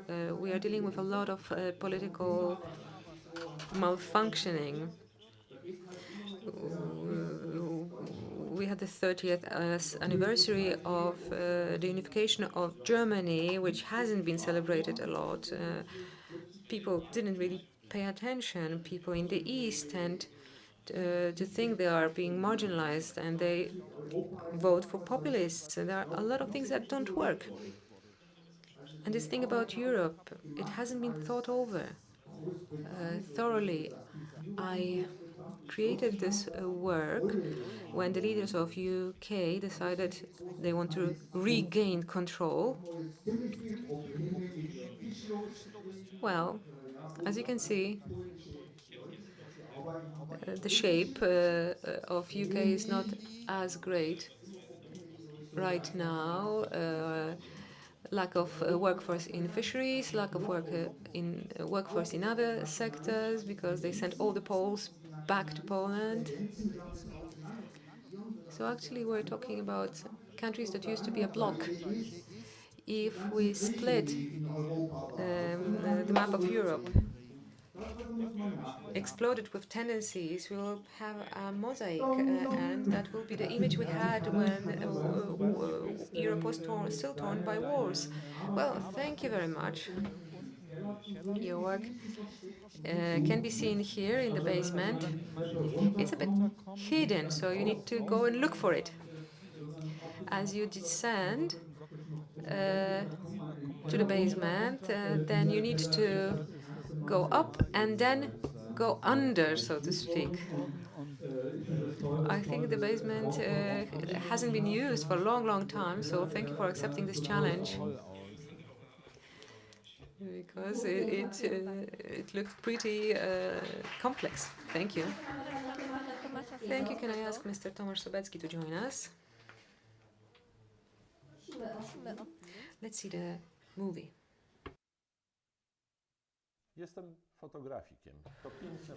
I'm a photographer. That's a status that confers creative attitude. I started my artistic career in 1981. My master was Stanisław Hasiar in 2013. I defended my PhD at Łódź Art School.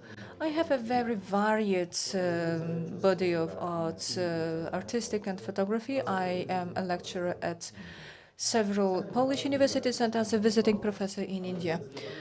Although I value my teaching experience, I'm mostly satisfied with my own artistic activity. Artistic activity gives me the chance to formulate my thoughts in a way that is not very obvious, intentionally inspiring viewers to experience their thoughts and own reflections. Photography is a special way where the reality confronts art. Art is reality and form. I work in cycles. Usually, each cycle takes me a few years. I always try to find a new way of expression.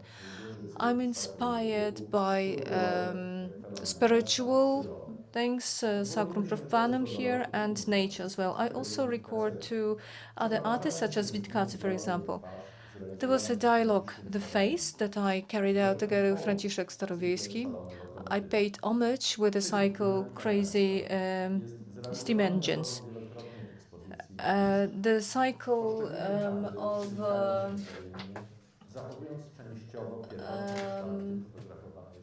of the sky are interposed photographies. There are some interconnected relationships. The images vibrate and create a new quality.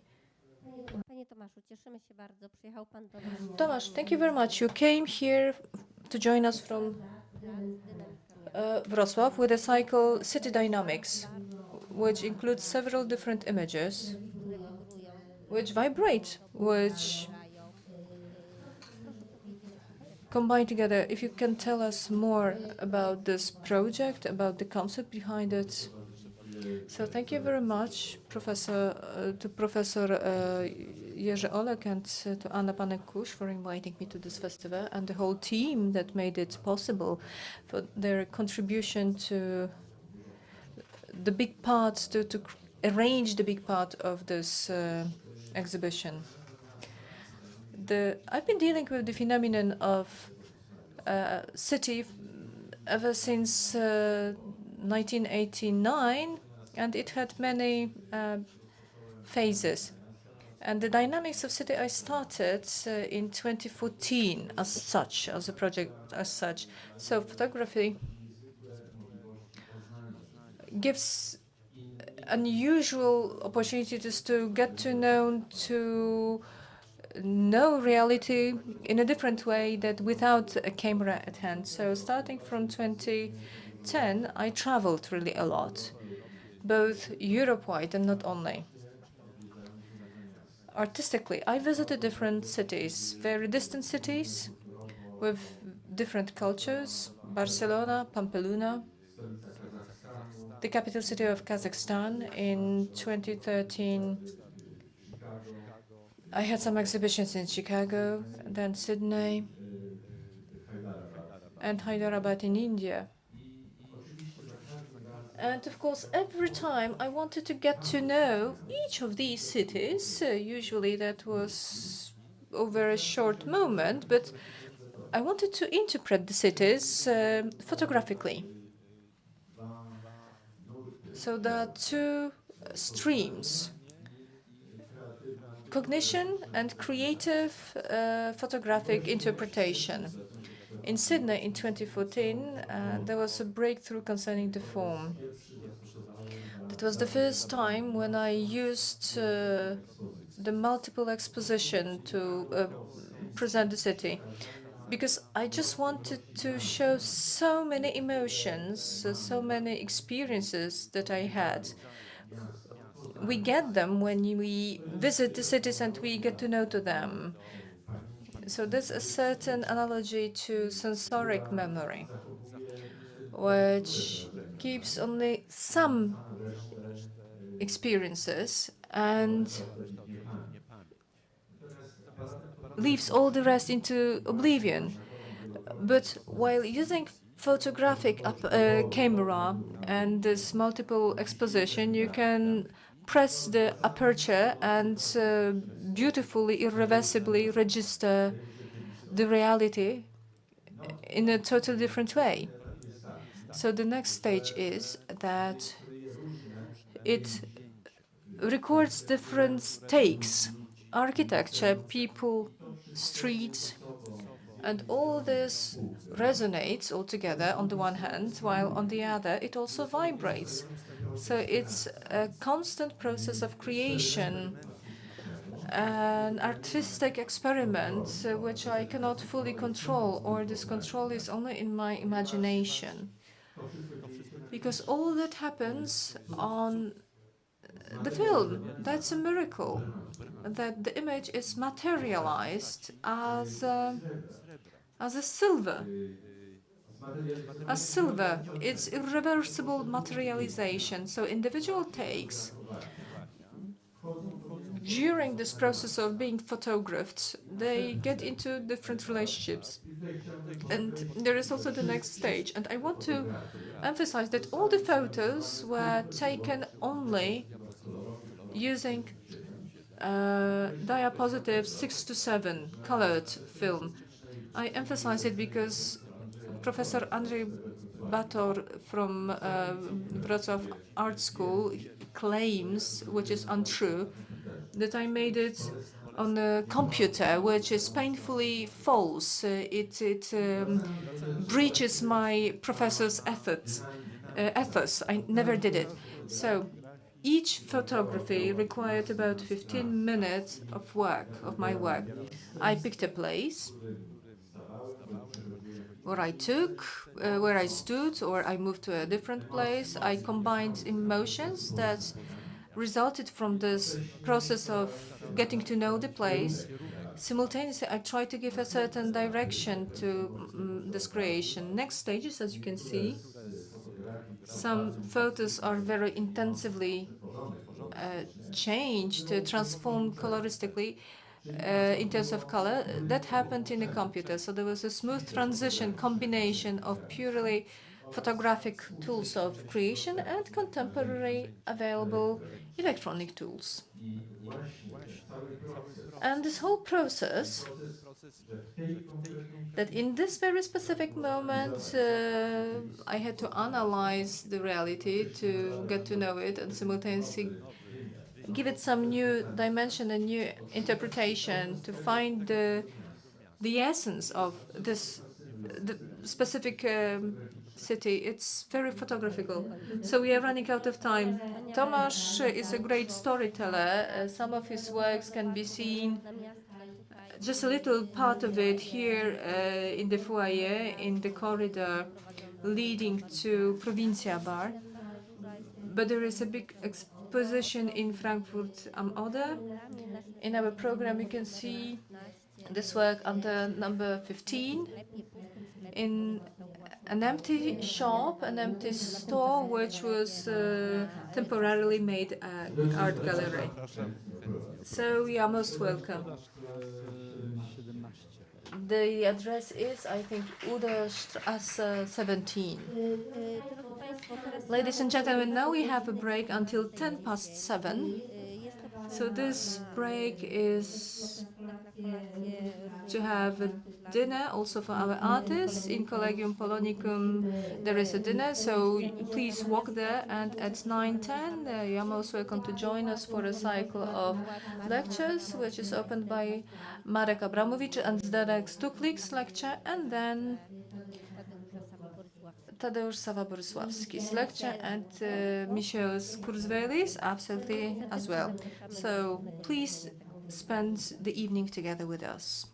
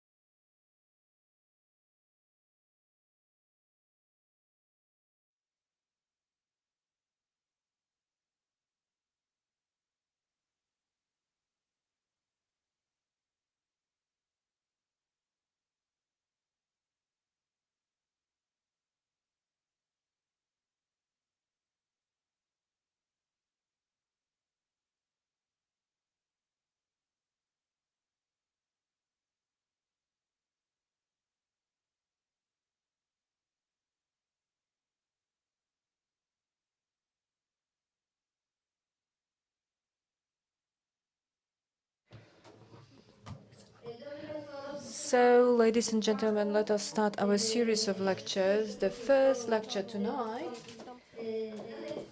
is the next Tuplik, following vibrations as a basic state of being in the cosmos. And in dialogue with him afterwards, under the same title, there will be Marek Abramovich speaking. And again, there is a little change in the sequence. There will be Wojtek Sternak's lecture, which will be moved for tomorrow at 8:20, because Professor Arthur Engberg won't be there, and there was a request for us that we'll extend this lecture here because there are two gentlemen speaking, and Wojtek Sternak was postponed for tomorrow. Thank you very much. Ladies and gentlemen, it is my pleasure to give this talk with Professor Marek Abramovich.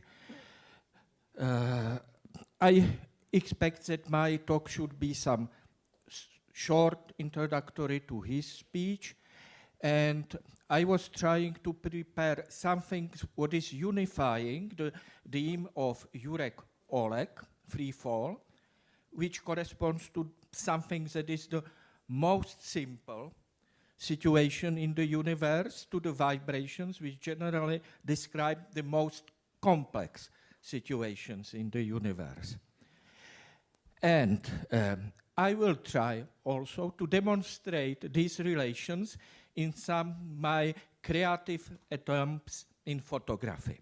So the basic demonstration of these differences is this double of photographs. When in the right you can see very simple situation in empty space. On the other hand, when vibrations are relevant, you have to expect very complex surrounding, which is, how to say, governs the vibrational state of matter.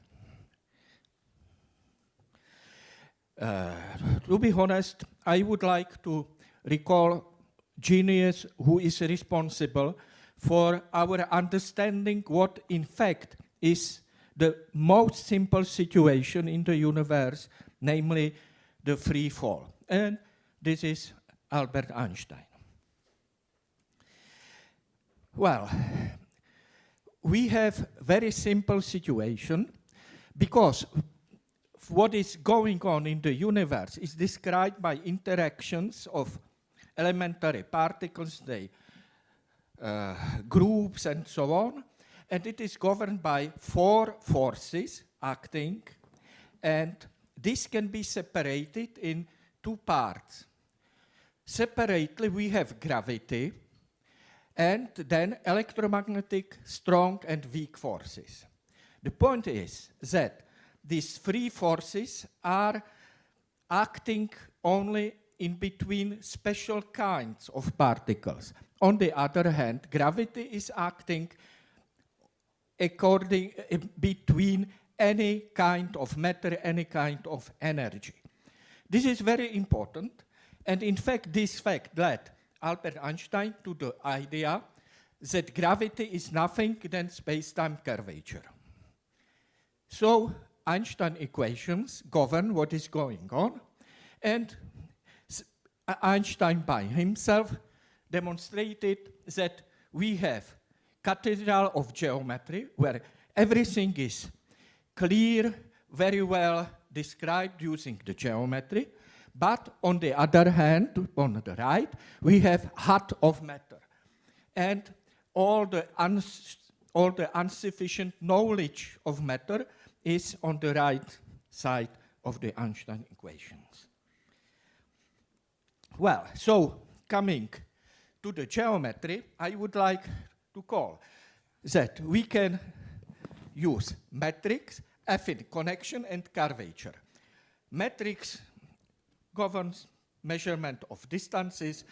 Affine connections is in fact related to what we call gravitational or inertial forces, and curvature describes real gravitational forces. We will discuss it later.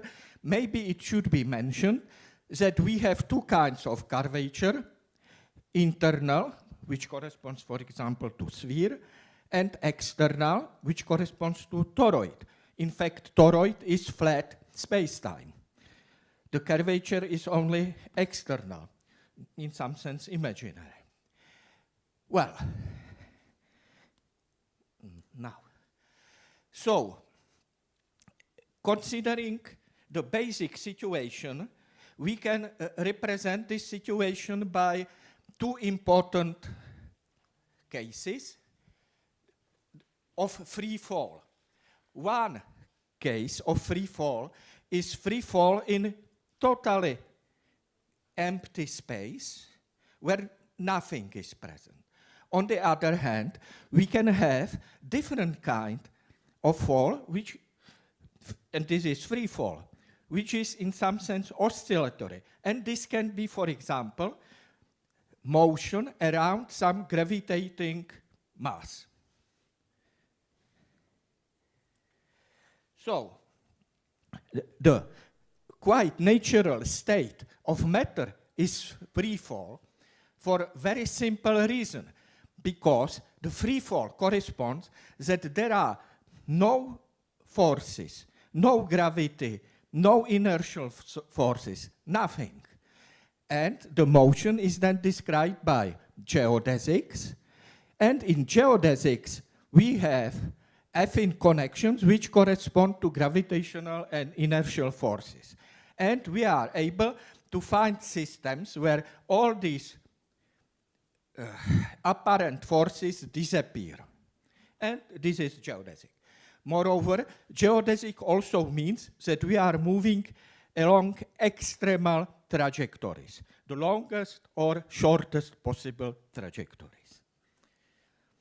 Now, what is the real gravity is described by tidal forces, and in terms of geometry, it corresponds to the changes in between two geodesics. This is geodesic deviation. If we have gravitational center, then the geodesics are getting closer and closer if they are being closer and closer to the gravitational center. This is true for standard matter, but we can have also vacuum states where the matter or energy has repulsive gravity, and this, for example, corresponds to the accelerated universe. Now we can go back to the most complex situations, and these are vibrations related to matter. That means we are trying to describe not only gravity, but also the electromagnetic strong and weak forces. This is in general given by so-called quantum field theory or quantum physics. And matter states are then able to be described by so-called wave packets, or in more sophisticated way, these are described by so-called state functions, which have probabilistic character. That means the reality is in fact something that is not quite sure. This reality has probabilistic character, and the state function has some oscillatory character, and we are choosing, in order to find the real state of matter, we are choosing in between various states which are representing what is going on. This is described by Schrödinger equations. I expect Marek will give more details on this.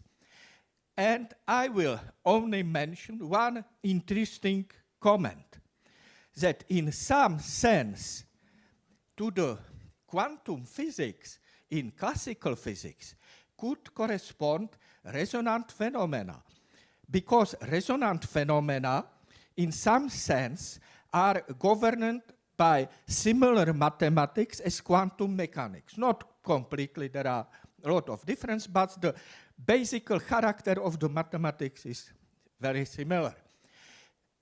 An analogy of this is, for example, the case when we are looking for stable planetary orbits in complex systems.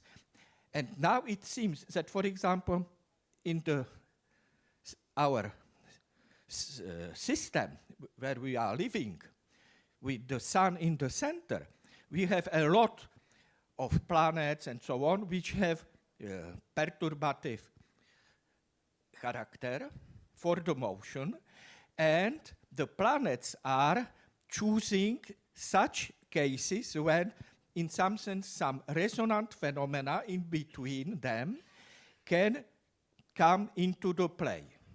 So this is very interesting way of research, which is now given by some American or Czech people. So this is the situation, how it is looking like, and I would like to finish my introduction by several photographs produced by myself, which could represent the vibration state of the reality. So these are the cases, and I would like to thank you for your attention, and I will ask Marek for continuation of our common speech.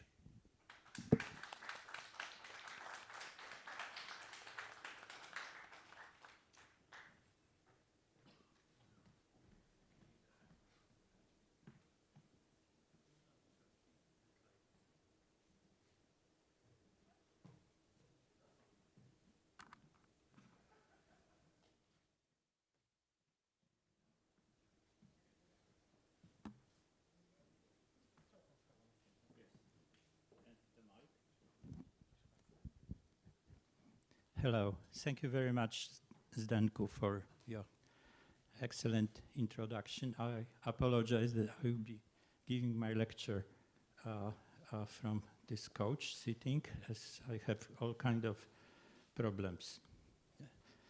So I continue on freely falling down and vibrations. Physics started with vibration, with understanding of vibration of strings in connection to music. And it was Pythagoras, several centuries before Christ, who understood this. I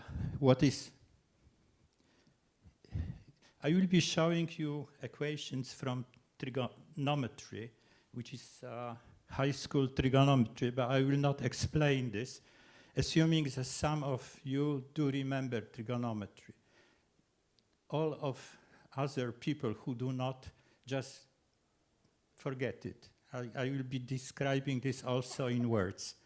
So what is important is that oscillations are this way, amplitude, and that way.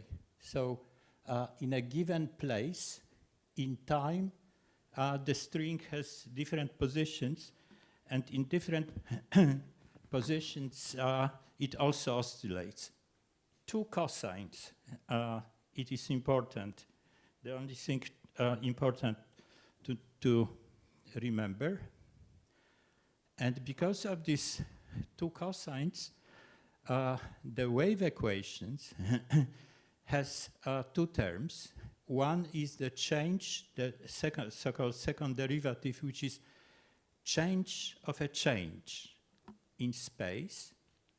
So it is this, the first term. And the second term is the change of the change in time. That is the most single important equation in physics. Many equations in physics have this form. In fact, the Schrödinger equation, which Zdenek mentioned and told that I will explain it in more details, has also the Schrödinger equation is at the bottom.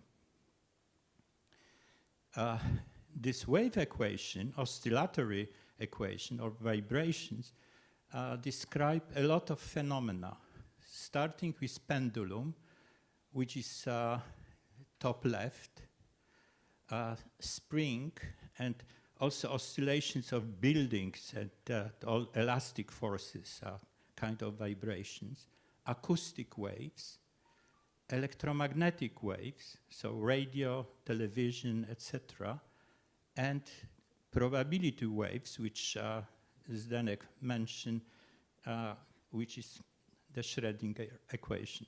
So vibrations are with us, with our science, from the very beginning of it. From Pythagoras, we study vibrations.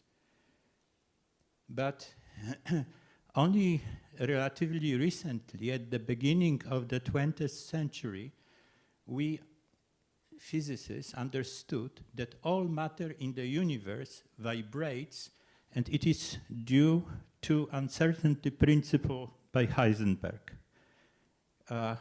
This principle says that it is from fundamental reason impossible to know position of an elementary particle at and velocity at the same time.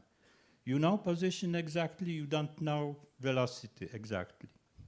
Therefore, if you imagine a pendulum, the pendulum classically could stand still.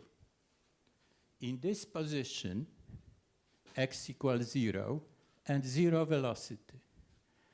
In quantum mechanics, quantum objects cannot behave this way because they cannot have at the same time exact position and exact velocity. There is uncertainty, and they must vibrate. Everything vibrates on a small scale. Every elementary particles in our bodies, in this room, in air, everything in the universe vibrates. Vibration is one of the most natural phenomenon in the universe, but on a very tiny scale, okay? Quantum vibrations due to uncertainty principle by Heisenberg. I will be not talking about these vibrations. I will be talking about vibrations on our human scale and larger.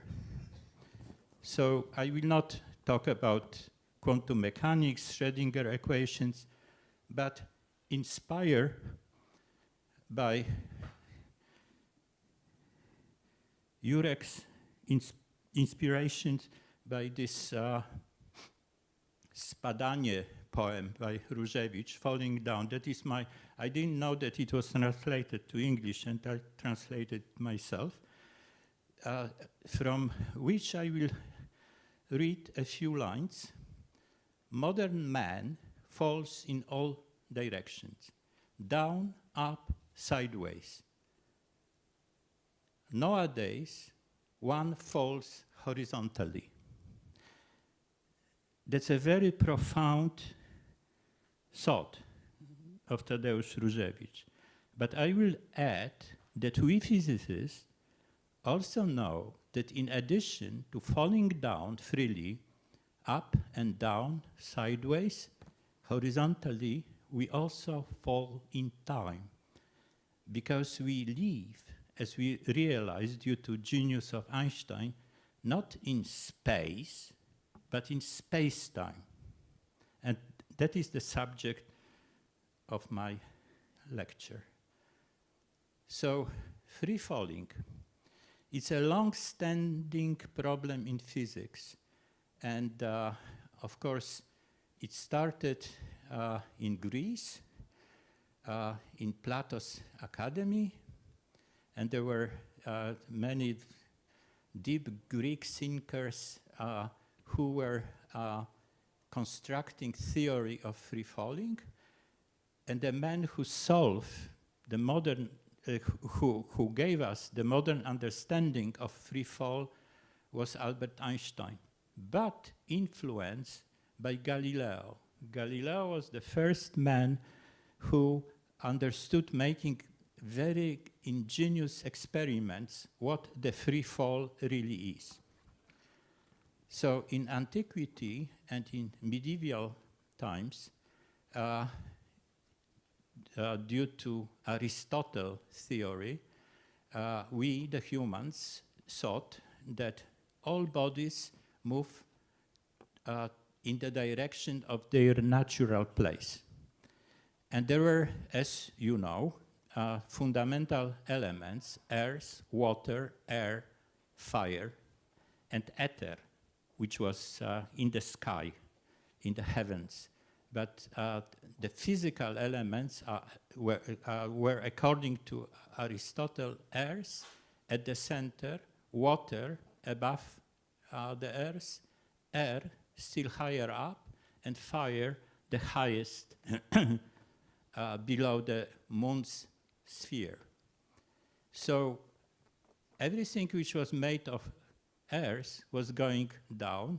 Everything which was made by air was going up. That was Aristotle's view of the natural motion and free falling. In addition to that, according to Aristotle, the speed at which objects fall is proportional to their mass. The heavier an object is, the faster it falls. So, which is illustrated on the bottom left. That was an idea which was with us for many centuries, from the Greeks' time to Renaissance, really. And it influenced not only physics, but also it influenced art.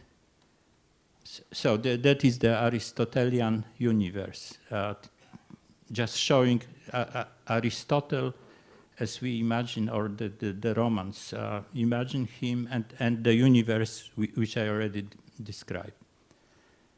So there were beautiful personifications of these four elements, like in this very well-known painting by Walford.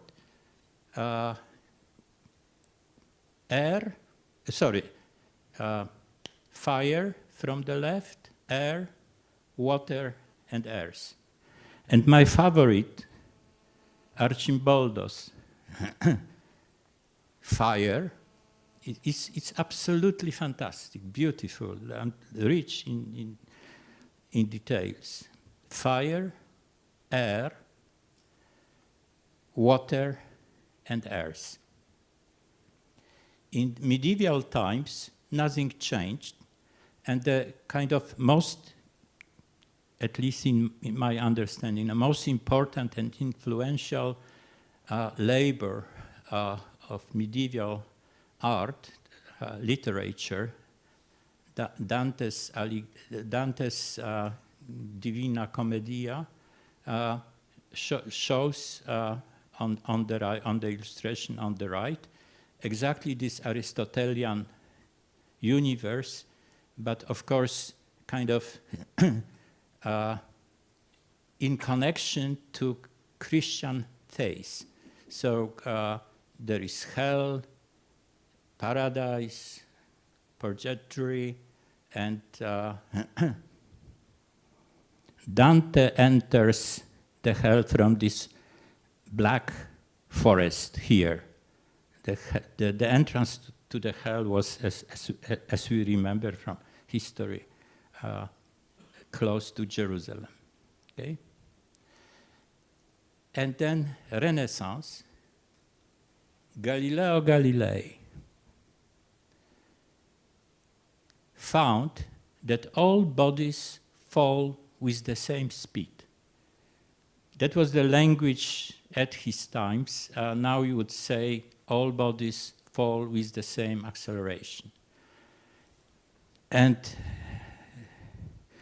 of course, the story, which everybody knows, is that Galileo, was throwing balls from the Leaning Tower of Pisa, but actually he was not doing this. He was using inclined plates.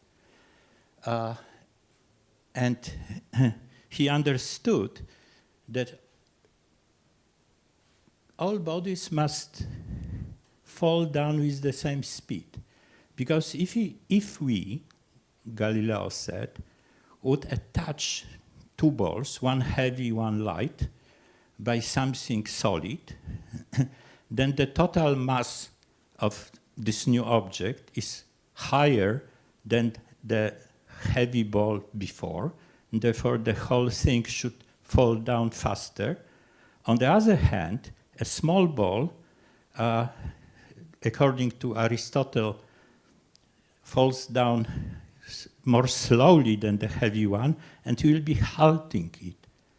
So at the same time, two balls attached by something solid should move faster and slower than the untouched two balls, which is a nonsense, which can be only resolved if all balls fall with the same speed.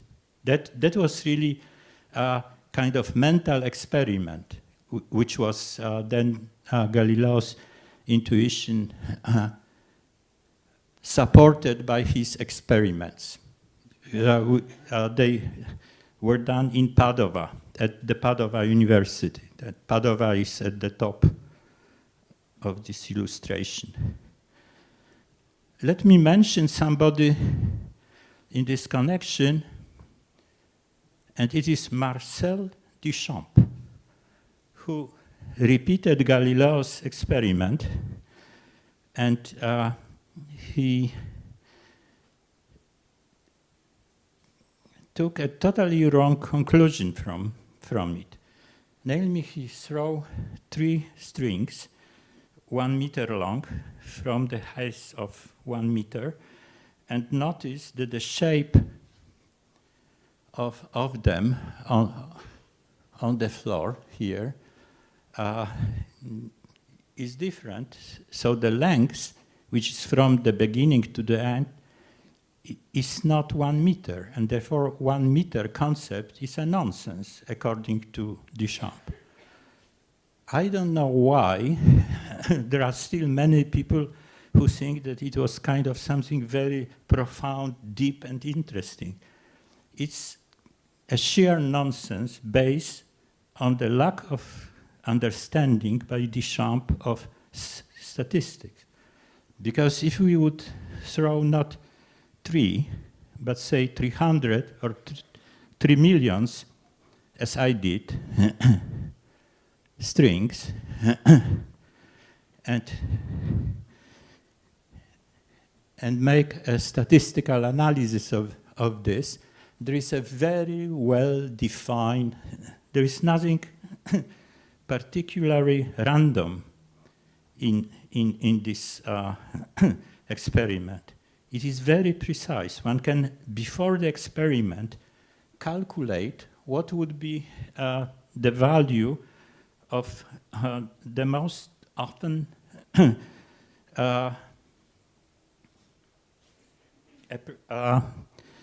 met case.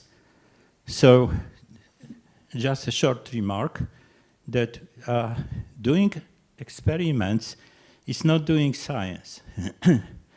Galileo and Duchamp made the same experiment, but it is the understanding afterward which is important. Enlightenment. Newton, sicut in celo et in terra.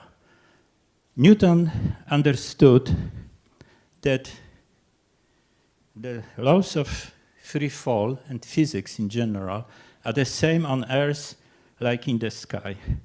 He understood that the motion of an apple is described by the same formulae, Newton's formulae, as the motion of the moon.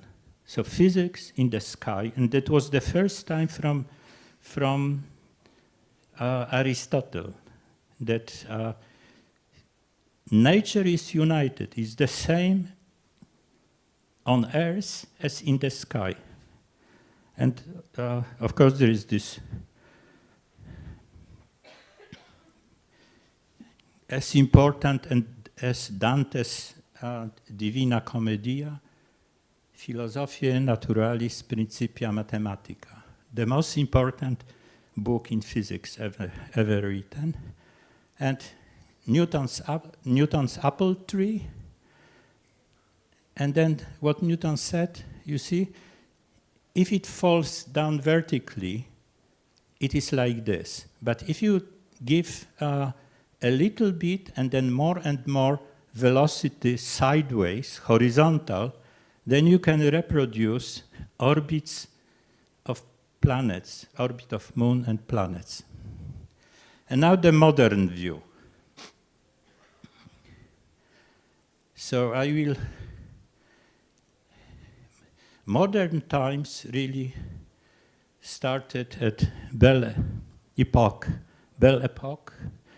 at the beginning of 20th century, and it is mostly in physics Albert Einstein and Niels Bohr, creators of general theory of relativity and quantum mechanics. Nature unveiling herself before science, a very well-known sculpture. That was in the spirit of the beginning of 20th century. But then I noticed that sometimes, and that was discovered by Niels Bohr, Schrödinger, Heisenberg, and Einstein, sometimes nature is so bizarre that science is rather surprised. Okay? And science was very surprised in 1915 and 1916 when Einstein published his theory of general relativity. And one of the most important items in his theory is so-called Einstein elevator. The equivalence principle. Einstein noticed that there is no way to distinguish between accelerated motion and gravity.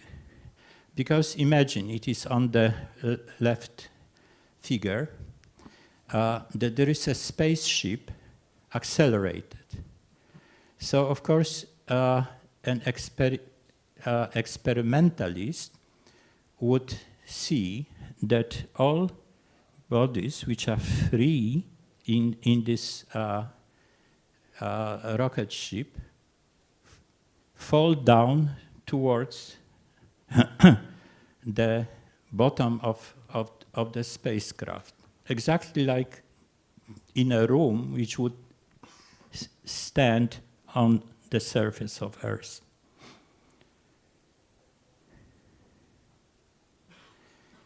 More than that, in a freely fall elevator, there is no gravity. So gravity, in a sense, it is not kind of a force, it is something else. Then Einstein realized that one can tell the difference between acceleration and true gravity because on the closer inspection, bodies fall in an accelerated rocket along trajectories which are parallel, which is obvious. Not so in gravity, because they are falling down to the center of Earth, and therefore they are becoming closer and closer to each other. So in the Einstein elevator, free-falling elevator. Two balls, the experimentalists would notice that two balls are moving closer to each other. And it is like Professor Stuchliger already mentioned, due to the curvature of space-time. And that is only an analogy. And do not please take this analogy too seriously. It gives an intuition, but it is moving in space. And what is important here is not the curvature of space, but curvature of space-time. Nevertheless, this intuition is correct. If you imagine two cars moving towards the North Pole, then if you think, not you, but there are some people, and a lot of them, in fact, especially in America, who think that Earth is flat, then there is no reason for two cars moving on two parallel straight freeways to become closer to each other. On a flat Earth, the only explanation that they are coming closer is that there is a force which attracts them to each other. And it is exactly the same in the space-time. Freely falling bodies are moving on straight lines, on geodesic lines. However, they are coming closer because of the curvature of the space-time. And then, of course, it comes, so these ideas are not that very difficult to accept mentally. But details, mathematical details of Einstein's general relativity are enormously complicated. It is a very difficult theory. The course of general relativity is given typically at the universities in the physics course only after the 4th year, because the students must know a lot of mathematics before. I will only show you a piece of this mathematics and will not even explain it. But the idea, let me repeat, is simple. It is the curvature. Exactly like two cars moving on the surface of Earth on straight lines, straight to the north, will go closer to each other, not because there is a force which attracts them, but because of the curvature of the surface of Earth. Things are attracted, apparently, not because there is a force of gravity, but because curvature is being curved. And yes, that is almost my last slide. And then in special cases, this going closer to each other looks like vibrations. And gravitational waves are really very tiny vibration of the curvature of space-time. And saying that, we came to the physics today. That is today's physics. That is one of the greatest achievements of physics and technology, detection by the LIGO-Virgo program of gravitational waves, for which the Nobel Prize was awarded a few years ago. And let me conclude with this thought, that all visual arts, like your beloved photography, is based on electromagnetic waves, on light. You need light to do your photographs. we need electromagnetic waves in general to make other pictures, illustrations. Now, it could be that in a near future we'll be using, perhaps also in arts, a different kind of waves, gravitational waves. And this figure, last figure which I'm showing in this lecture, shows a possibility of a very advanced civilization which sends around in the galaxy gravitational waves to signal its presence in the galaxy. It is from an article which I published with my French colleagues, Eric Gourgouillon, Odell Straub, and Michał Beiger, a few years ago in Nature.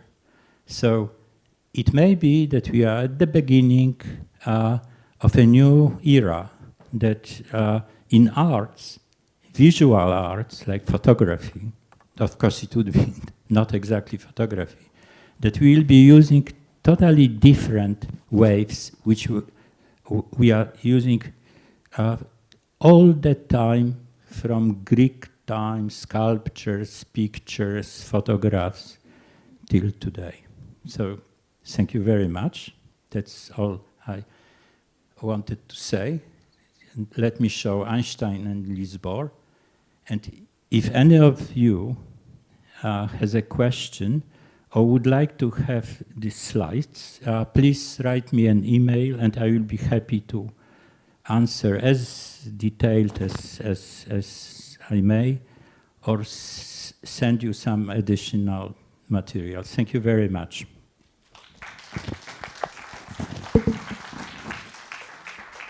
Dziękujemy bardzo. Thank you very much for this wonderful lecture where art merges with science. The next lecture is the lecture by Tadeusz Saba-Borysławski.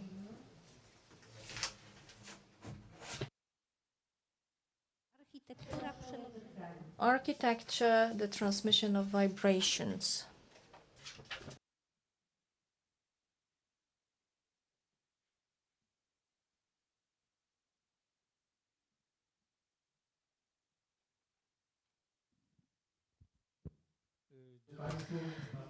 Good evening. First, I'd like to start with a brief explanation. Jerzy Olek called me to give the title of this lecture. It was June, I think, so I started writing this lecture in August, but I forgot where the card was, the card where I wrote down the title. So first is the architecture, the transmission of vibrations, and the second, it's the square and the space. Being an architect, it's obvious for me that an architect deals with space and acts in space. And why square? Because this is the sign of modern, of civilization. I don't know any examples where we have squares in nature. We have circle or triangles in nature, crystals or the whole geodesic network. It all can be built with triangles, but not with squares.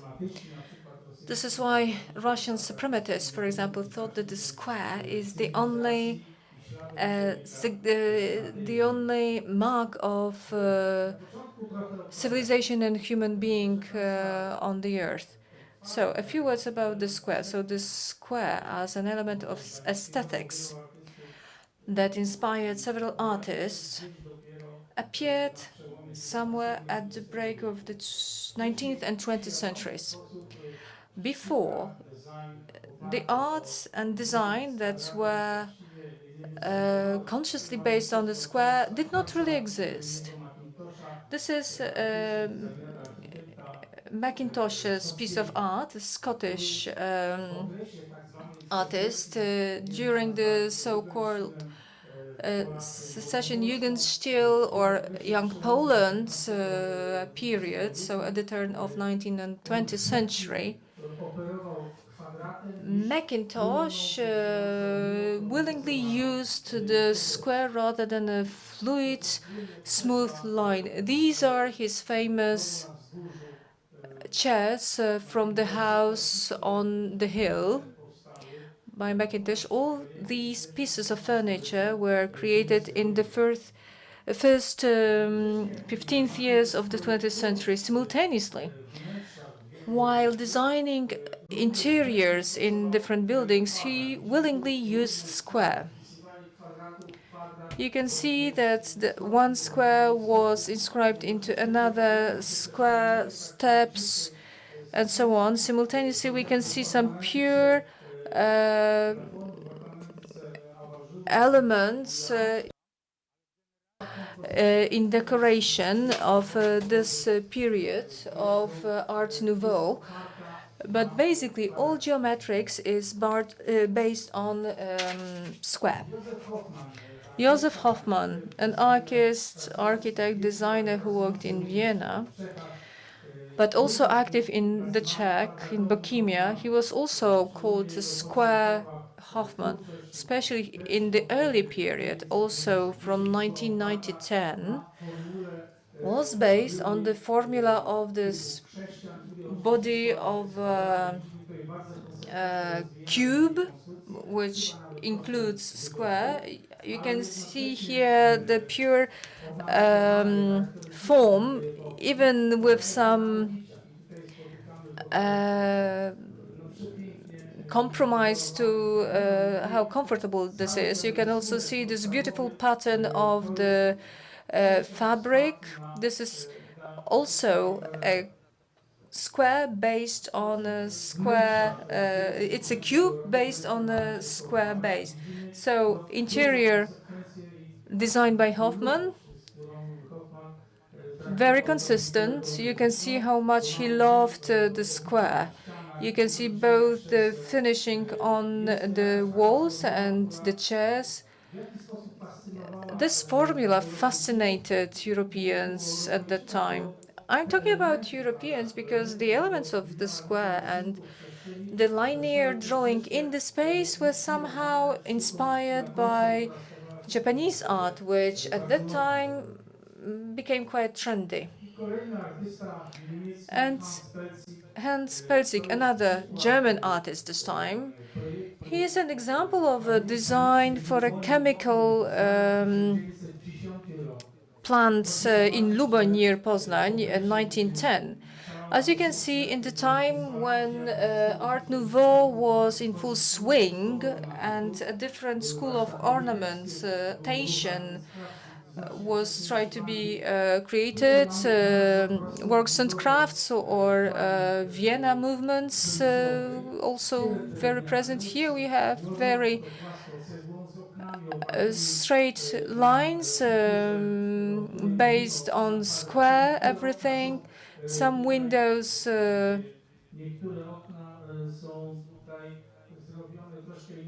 are built in a slightly different line in semicircles. However, as you can see, bricks in clear lines. This is the picture of some of the walls of Hans Pelzig's plant that still exist. So Hans Pelzig, he was an architect who was strongly linked with the then Wrocław. He taught at the Academy of Art. He was a sculptor, and he also designed several world-famous buildings in there. Even the pane, which was glass pane, was broken, has the shape of a black square. Now let's move on to the person who, for art based on square, was the most important one, Kazimierz Malewicz. A very strange character, born in a Polish family in Kiev. So in a way he was a Ukrainian, but he himself admitted being Russian, and he attached his whole life with Russia. So his first major exhibition in St. Petersburg in 1915 with the famous black square in white background, one of the most important paintings by Malevich. 1909 was the time when the first white square on a black background was created, but it was not preserved. His art based on geometry, something that he called himself suprematism, something that is supreme in art. This art is based mainly on very simple shapes, such as crosses, triangles, squares. Later on, he also created white square on a white background, so that's really hard to challenge that, find anything that brave. So the square remained the essential element in his art. So in this case, 1915, the times before the classic modernism developed, which started to develop by the end of the First World War. And back at then, everyone eagerly decorated their walls and bought their jewelry in the Art Nouveau style. So the famous painting, which allegedly had its ancestors from 1909, but this one was signed from 1915. So an interesting drawing now in the collection of one of Greek art collectors in Saloniki, found now. So I felt really sorry to see that this significant piece of art is being transported by two people carrying it to the morgue or, I don't know, the hospital. This is Malevich's drawing from late 1930s. Perhaps it was drawn in a depressive conditions, because back then Malevich was persecuted by the then Soviet Russian authorities. But I felt really sorry to see the black square being transported to the morgue on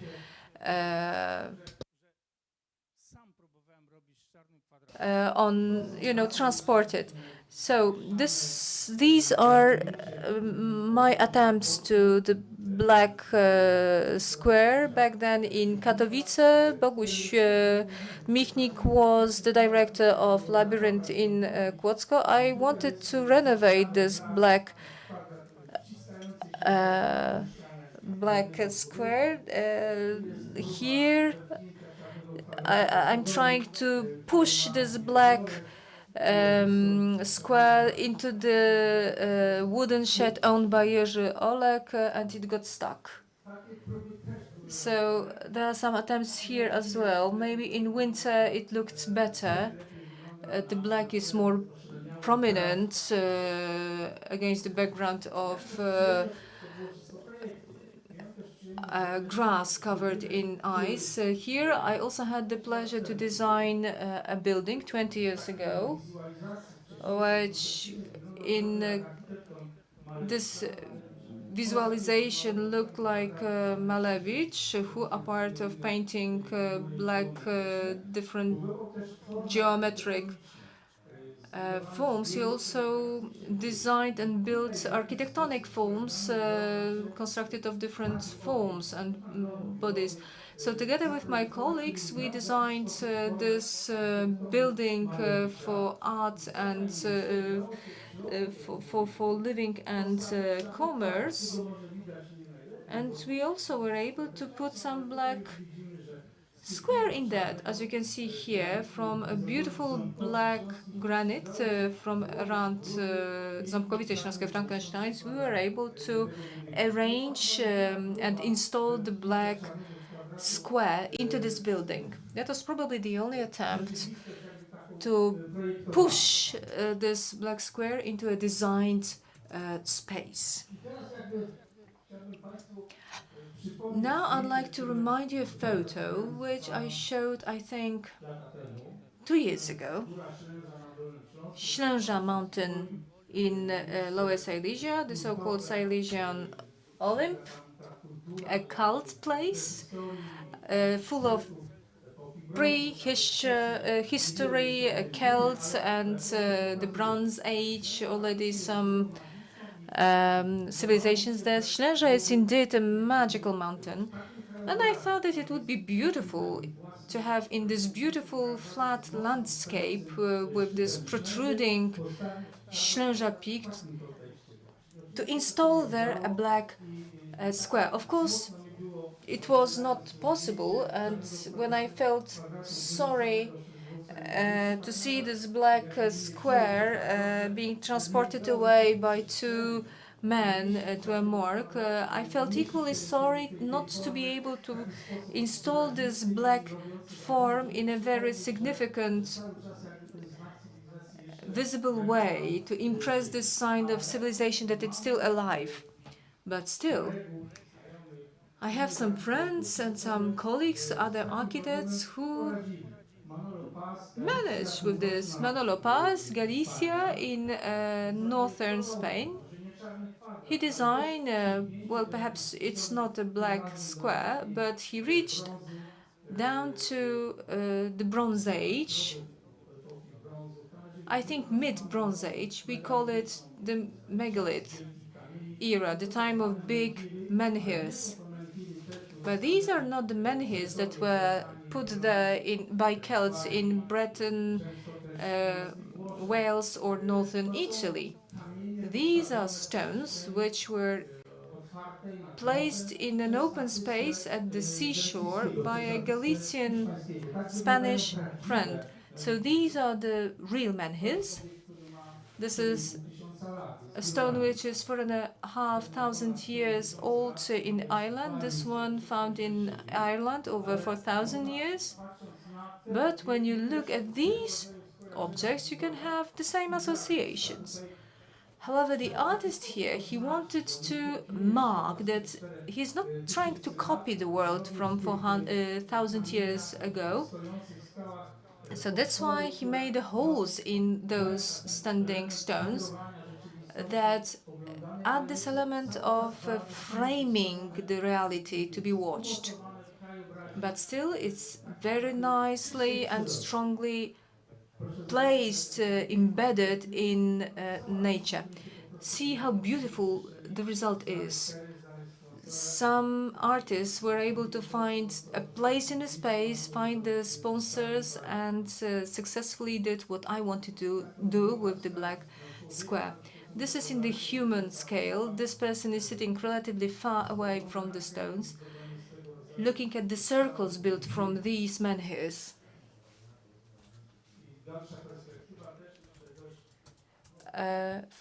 Even further perspective. And I think that it looks really great. It resembles circles such as Stonehenge, which were found in both all over the UK. They are built from the so-called menhirs. Next case of how an artist can find a sponsor and get into the world of pure nature is the Paris-Reims motorway A4.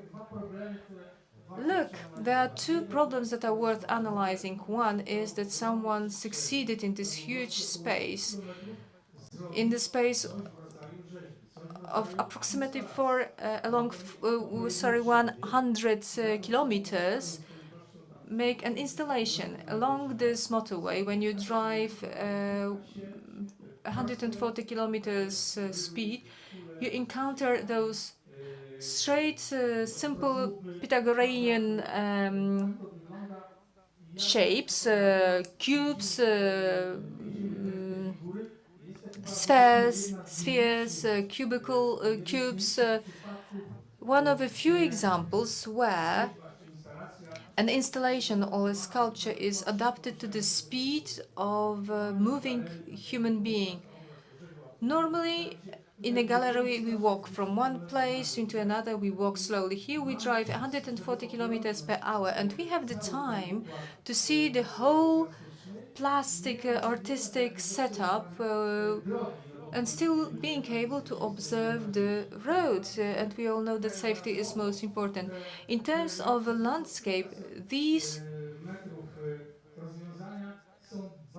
sculptures appearing every kilometer or so are very delicate, and simultaneously a driver driving the car can accept them and is able to accept them. Here we can see another cube. You see, they don't even collide with road signs because they fit so well into the landscape that they don't disturb with anything. So here you can see different takes when you drive along the motorway to Reims. As you can see, there are some triangles as well that create some stripes of a different color at the side. Yet another solid. Initially, one might think that this is a part of a composition, and later on it turned out that it was a silos just in the middle of field, but still it fit in perfectly. It turned out that this purely industrial form, something that should disturb, inscribed perfectly into this narrative, into these shapes designed by the artist. I'll show you something that, apart from this aspect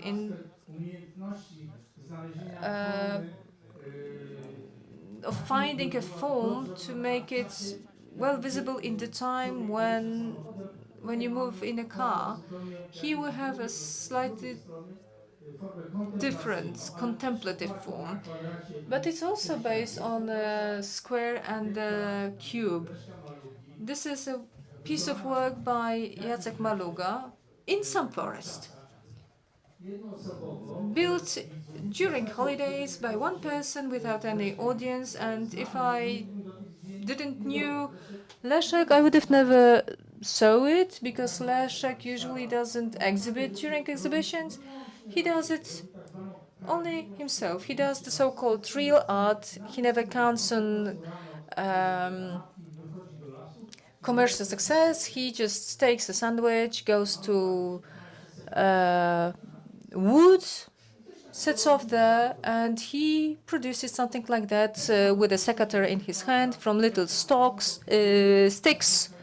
He also feels that the square and the cube marks human imprint in the nature. Simultaneously, that's an event and an installation that doesn't destroy nature. It makes some chaos, so to say, but it doesn't disturb that. I'm not sure what his wife said when he would disappear 8 hours a day in the woods. But back then their child was little, so maybe it did not require that much work. So here you can see the paths, how these sticks were collected and the cube was built. The time doesn't really matter. I mean, it mattered for Leszek himself, but not watching it, because you can spend as much time as you want. What matters is that this artist doesn't even want anyone, doesn't want to show it to anyone. Nobody knows why he did it, who did it for. He did it for himself, to correspond with himself, with the nature, but in a way that does not interfere with nature. Some of my memories from previous years about the topic of square, and showing how we can discuss with nature if we have very limited means. And even if you don't have any idea, it's enough to have a secateur in your hands, 2 sandwiches, cheese sandwiches, and you can produce a great art. Tadeusz Sawa-Borysławski, thank you very much. And the conclusion is that your presentation would help me to get sponsors for the labyrinth, because they would believe that you can create great art. You can create big things. because it's over 1.5 meters tall, and the cost is none. But is it? But the spheres and cubes, it's incredible. The vision. That was the first time when I saw the art that was well adjusted to the pace of a speeding car. That was the sign of our times, that you can create a game that does not disturb in perceiving the motorway, where you need to stay safe, but simultaneously creates a very interesting space. Thank you. Next presentation by Michel Kurzweil. Everybody's dreaming about their own book. Michel has dreamt it into reality. Ladies and gentlemen, I will ask Marek Wasilewski to join me, because to a large extent it was due to him that the book actually manifested itself. It was supposed to be ready for today, but unfortunately preparations for Labyrinth took too much energy, so I didn't make it. But perhaps we can give you a short introduction and speak about the book briefly. As we were preparing the book during the COVID pandemic, we had this continuous conversation going on remotely between us, where we were asking each other questions, sending us answers, which actually triggered yet another series of questions. I do have a presentation, brief presentation, but perhaps you would like to start with a few words, and then I will show very briefly what the book is about. All right. Thank you very much for inviting me. You surprised me a little bit, because we haven't planned it, but we did. What we did plan was that the book will be launched. Let me add that the book is being published in collaboration with Galeria Miejska Municipal Gallery in Poznań. And it is an introduction to the exhibition that very soon, in a year or in 2 years' time, perhaps, will be hosted by Galeria Miejska in Poznań. The exhibition will be about the message of New America.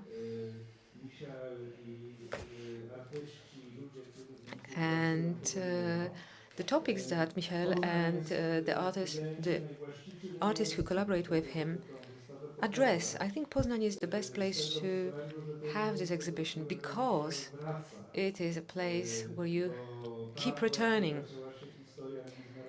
That's where the International Center for Art started. That's where we have met. And I think it actually meant that that's where the lab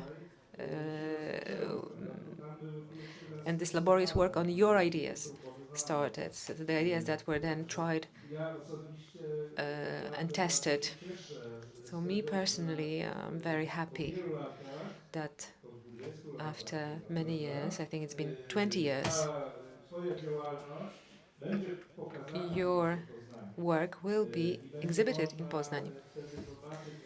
And we will be able to see the totality of it, from Jackowski to Swoopford, as one big work of art. Thank you, Marek. Yes, that's true. In the art center at Jackowskiego Street, it was there that the first attempts to create a unique place where artists showed in a white cube in this pure exhibition space. That's where it started. I was then looking for a new approach, a new way to situate myself and my art within the society, because I wasn't satisfied with the culture of mutual appreciation, where the artists and curators are actually patting each other on the back, saying, "Yes, this is great work. Well done." I went to Poznań in 1990, and then I went from Poznań to Słupfurt, to here, in 1998, 1999. So it's been 22 years since I created the idea of Słupfurt, which for me came and emerged in a natural way because I had experienced different cultures, and the idea of national identity has never worked for me. I lived in France for 4 years, I lived in Poland for 8 years, and then for the last 22 years I've been living in this space in between. So very briefly, I know that we don't have much time. I know that reality is a construct. That's what the philosophers have been telling us, and sociologists as well, psychologists. They have all been telling us that human beings, civilization, Tadeusz spoke about the black square. But for me, the whole civilization is built on narratives, and it's the narratives that create the reality that we believe in. If there's a number of people who believe that Poland and Germany actually exist, as long as these people believe that Poland and Germany exist, and they will cease to exist when they will no longer believe in them. So let me show you several examples of such created reality. Everybody knows that the borders of Poland have been moved from east to the west after World War II. Areas in grey belonged to Poland, areas in pink belongs to Germany. But the borders have been moved, and then the places which were inhabited by the Germans were then settled by Poles. The Poles had to move from their own places. So there's been movements and places that created narratives. There was a special commission for recovered land, so-called recovered land. Why they spoke about this recovery of those lands? Because several centuries ago they were supposed to be inhabited and ruled by the Piast dynasty. And then there were these huge settlements being built, the settlements, 1,000-year settlements, so-called. And that was the narrative during the socialist regime in Poland. Another narrative was created by Frederick I here in Warten River before it joins Oder. So he decided to dry this land, which was actually marshes, and the farmers who wanted to move to America, he said, "You're going to stay here because that's our new land, and you're going to be the pioneers. This is our new America." He created villages, settlements, named Pennsylvania, Hampshire, Ceylon, Sumatra, Jamaica, New York, Malta, Corsica, etc., etc. And then when the Names Commission that I mentioned before became operational, these names have been changed again. So these strategies have been in place, and I also decided to follow my own strategy by changing names, place names. We are used to living in a reality which operates on the concept of us and others. We have heard it several times today. We have Słubice and the other side. People are unwilling or unable to see it as a commonplace. I've changed the maps because maps also follow a specific strategy for shaping the reality. All my maps go from east to west. Here we have the map of New America, and here you can see the New America flag and the removal of the border markers between Poland and Germany. My two colleagues who are also present at the festival provided the music, and very soon at another conference under the title Art Saves the World, we are going to talk about this in more detail.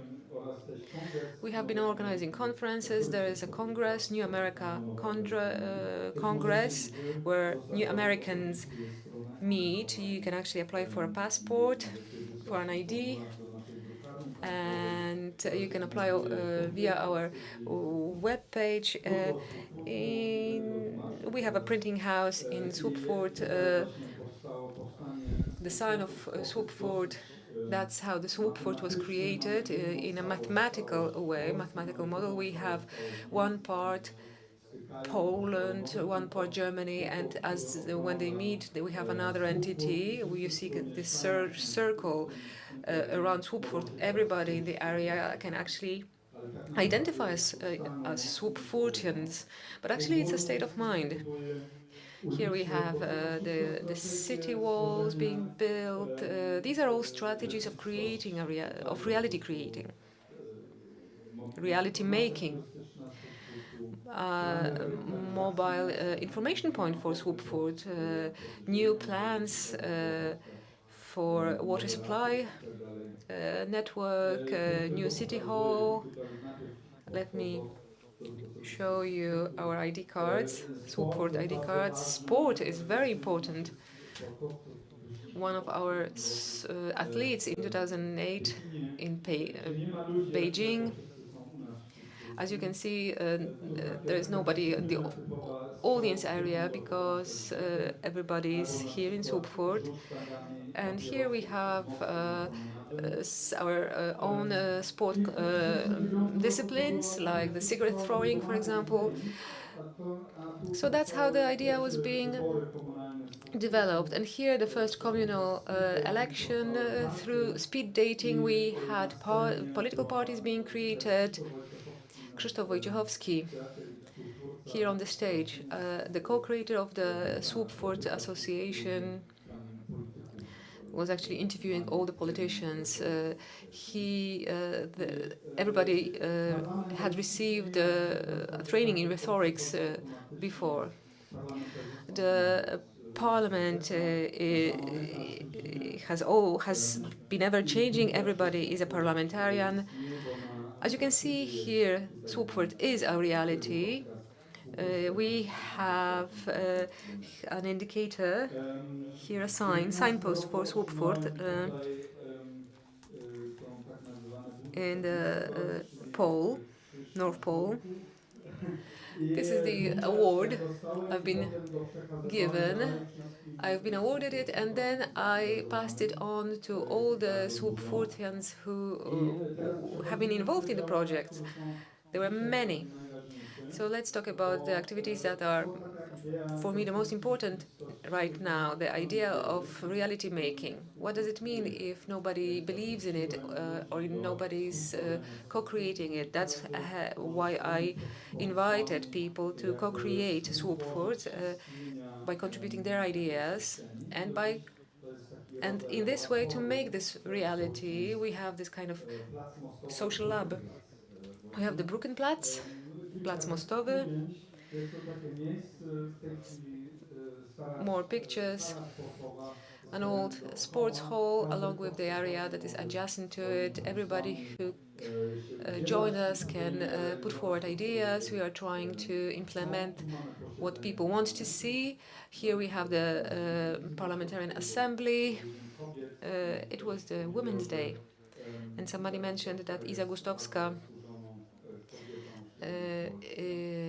has done a lot, especially for Poland. So that's actually for her. And here we've been planning our culture center. In 2014, we had many new inhabitants, citizens coming from Cameroon, from Afghanistan, from Syria, and other locations who have been issued their ID cards right away. And of course, everybody who gets involved on a regular basis can also receive a key and co-create a place.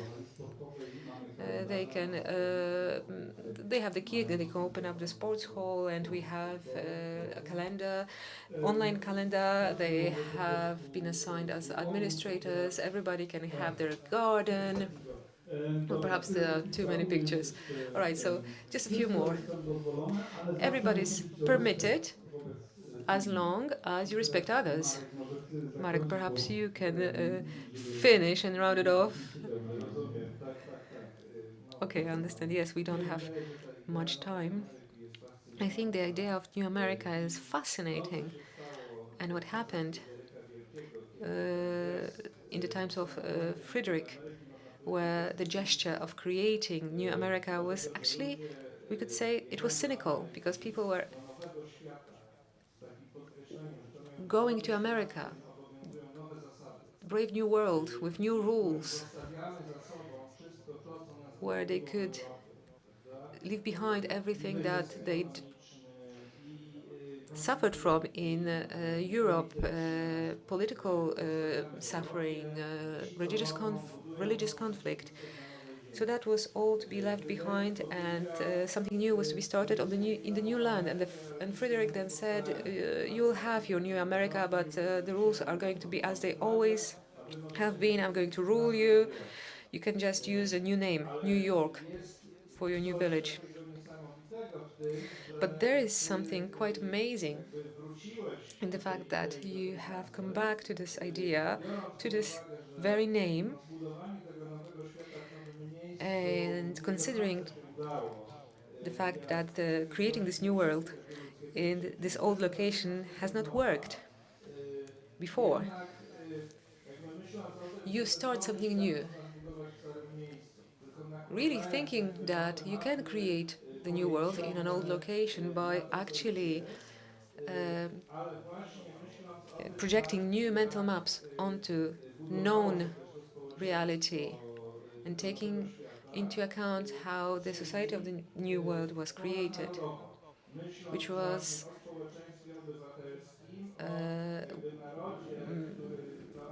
beyond all nations. The Americans living in the UK actually talk about identify as the people. So what defines them is their willingness to be part of a specific body politics. Just like you are relying on their willingness to be part of Swoop Food, the idea that it can actually work using symbols, showing the names of the streets, revealing the idea in this visual way, means that you are making steps towards the possibility to create such a society, which, just like the pioneers who went to America, to the brave new world, leaving the things that had been tormenting them, and who built the future on this new fundament, a more optimistic future. That's actually the idea. Thank you very much. I think that the times and the vibrations that we have talked about require us to go beyond the nationalistic ideas, because they are too narrow. And we cannot work using them. We cannot actually work out the climate conundrum, the the issues of how the world is to be organized. We need to reach beyond that, and we have to go to something that is both supranational and local. I'm trying to figure it out, and I'm trying to conceive of something new. Perhaps I'm wrong, but I think it's important to try. I hope that by the 20th of November, the book will be launched. We have a translator who's working on the book, translating it into English. She lives in South Africa, sorry, and she still works on two last chapters. I hope that I'll very soon be able to show it to you in a physical form. So when will it be available? Of course, here and in Poznan, in Arsenal Gallery, and in Supfurt as well. People who are interested can also contact me directly. I can send you a copy. The book has been funded by the EU funds, so actually I can provide a copy to you free of charge. Thank you very much.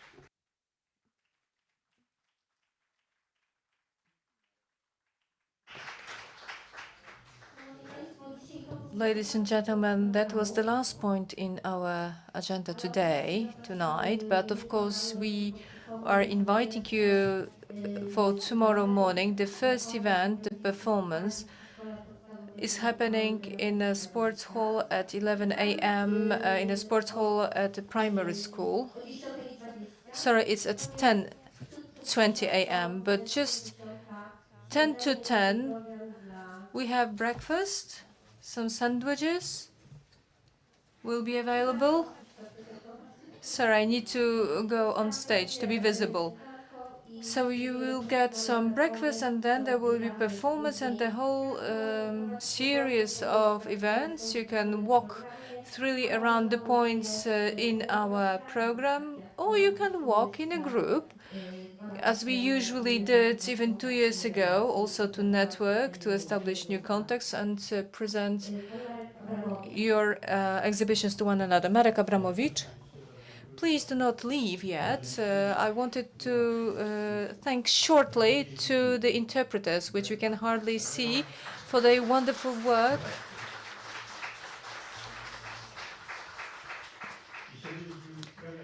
And to illustrate how difficult that is, interpreting, I'll just tell you a very short anecdote. In early 1970s in Warsaw, Warsaw was a meeting place for physicists from the West and from the East. The Russians couldn't go further than to Warsaw, and there were many Americans and people from the UK were afraid to go to Russia. That's why Warsaw became a natural way where physicists from Western Europe, America, would meet with our colleagues from Petersburg, Moscow, or Kiev. All seminars and lectures were in English. And once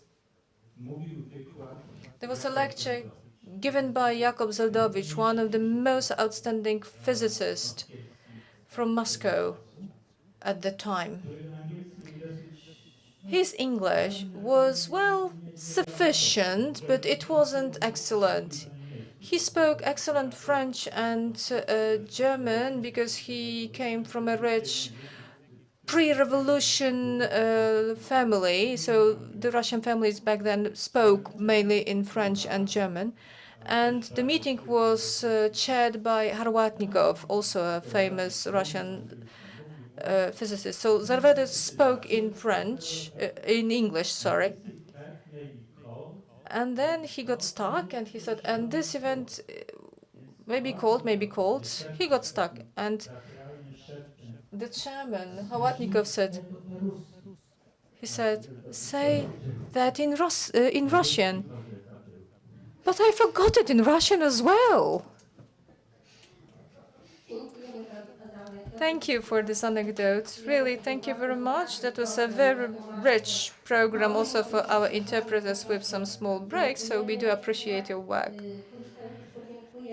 Taking this opportunity, I'll thank to the whole team of the Cultural Center from Słubice for their contribution, coordination of all events here. And you are most invited to carry on discussions in the evening or just to have a rest before tomorrow.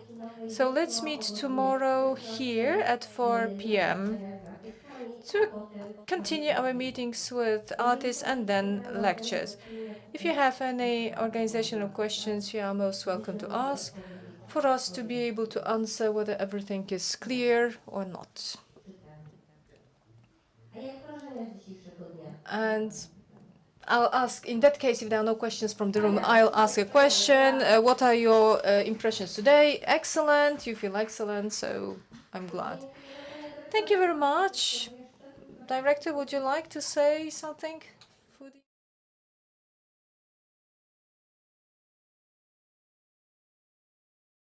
Closed. I announce this day to be closed. Thank you very much.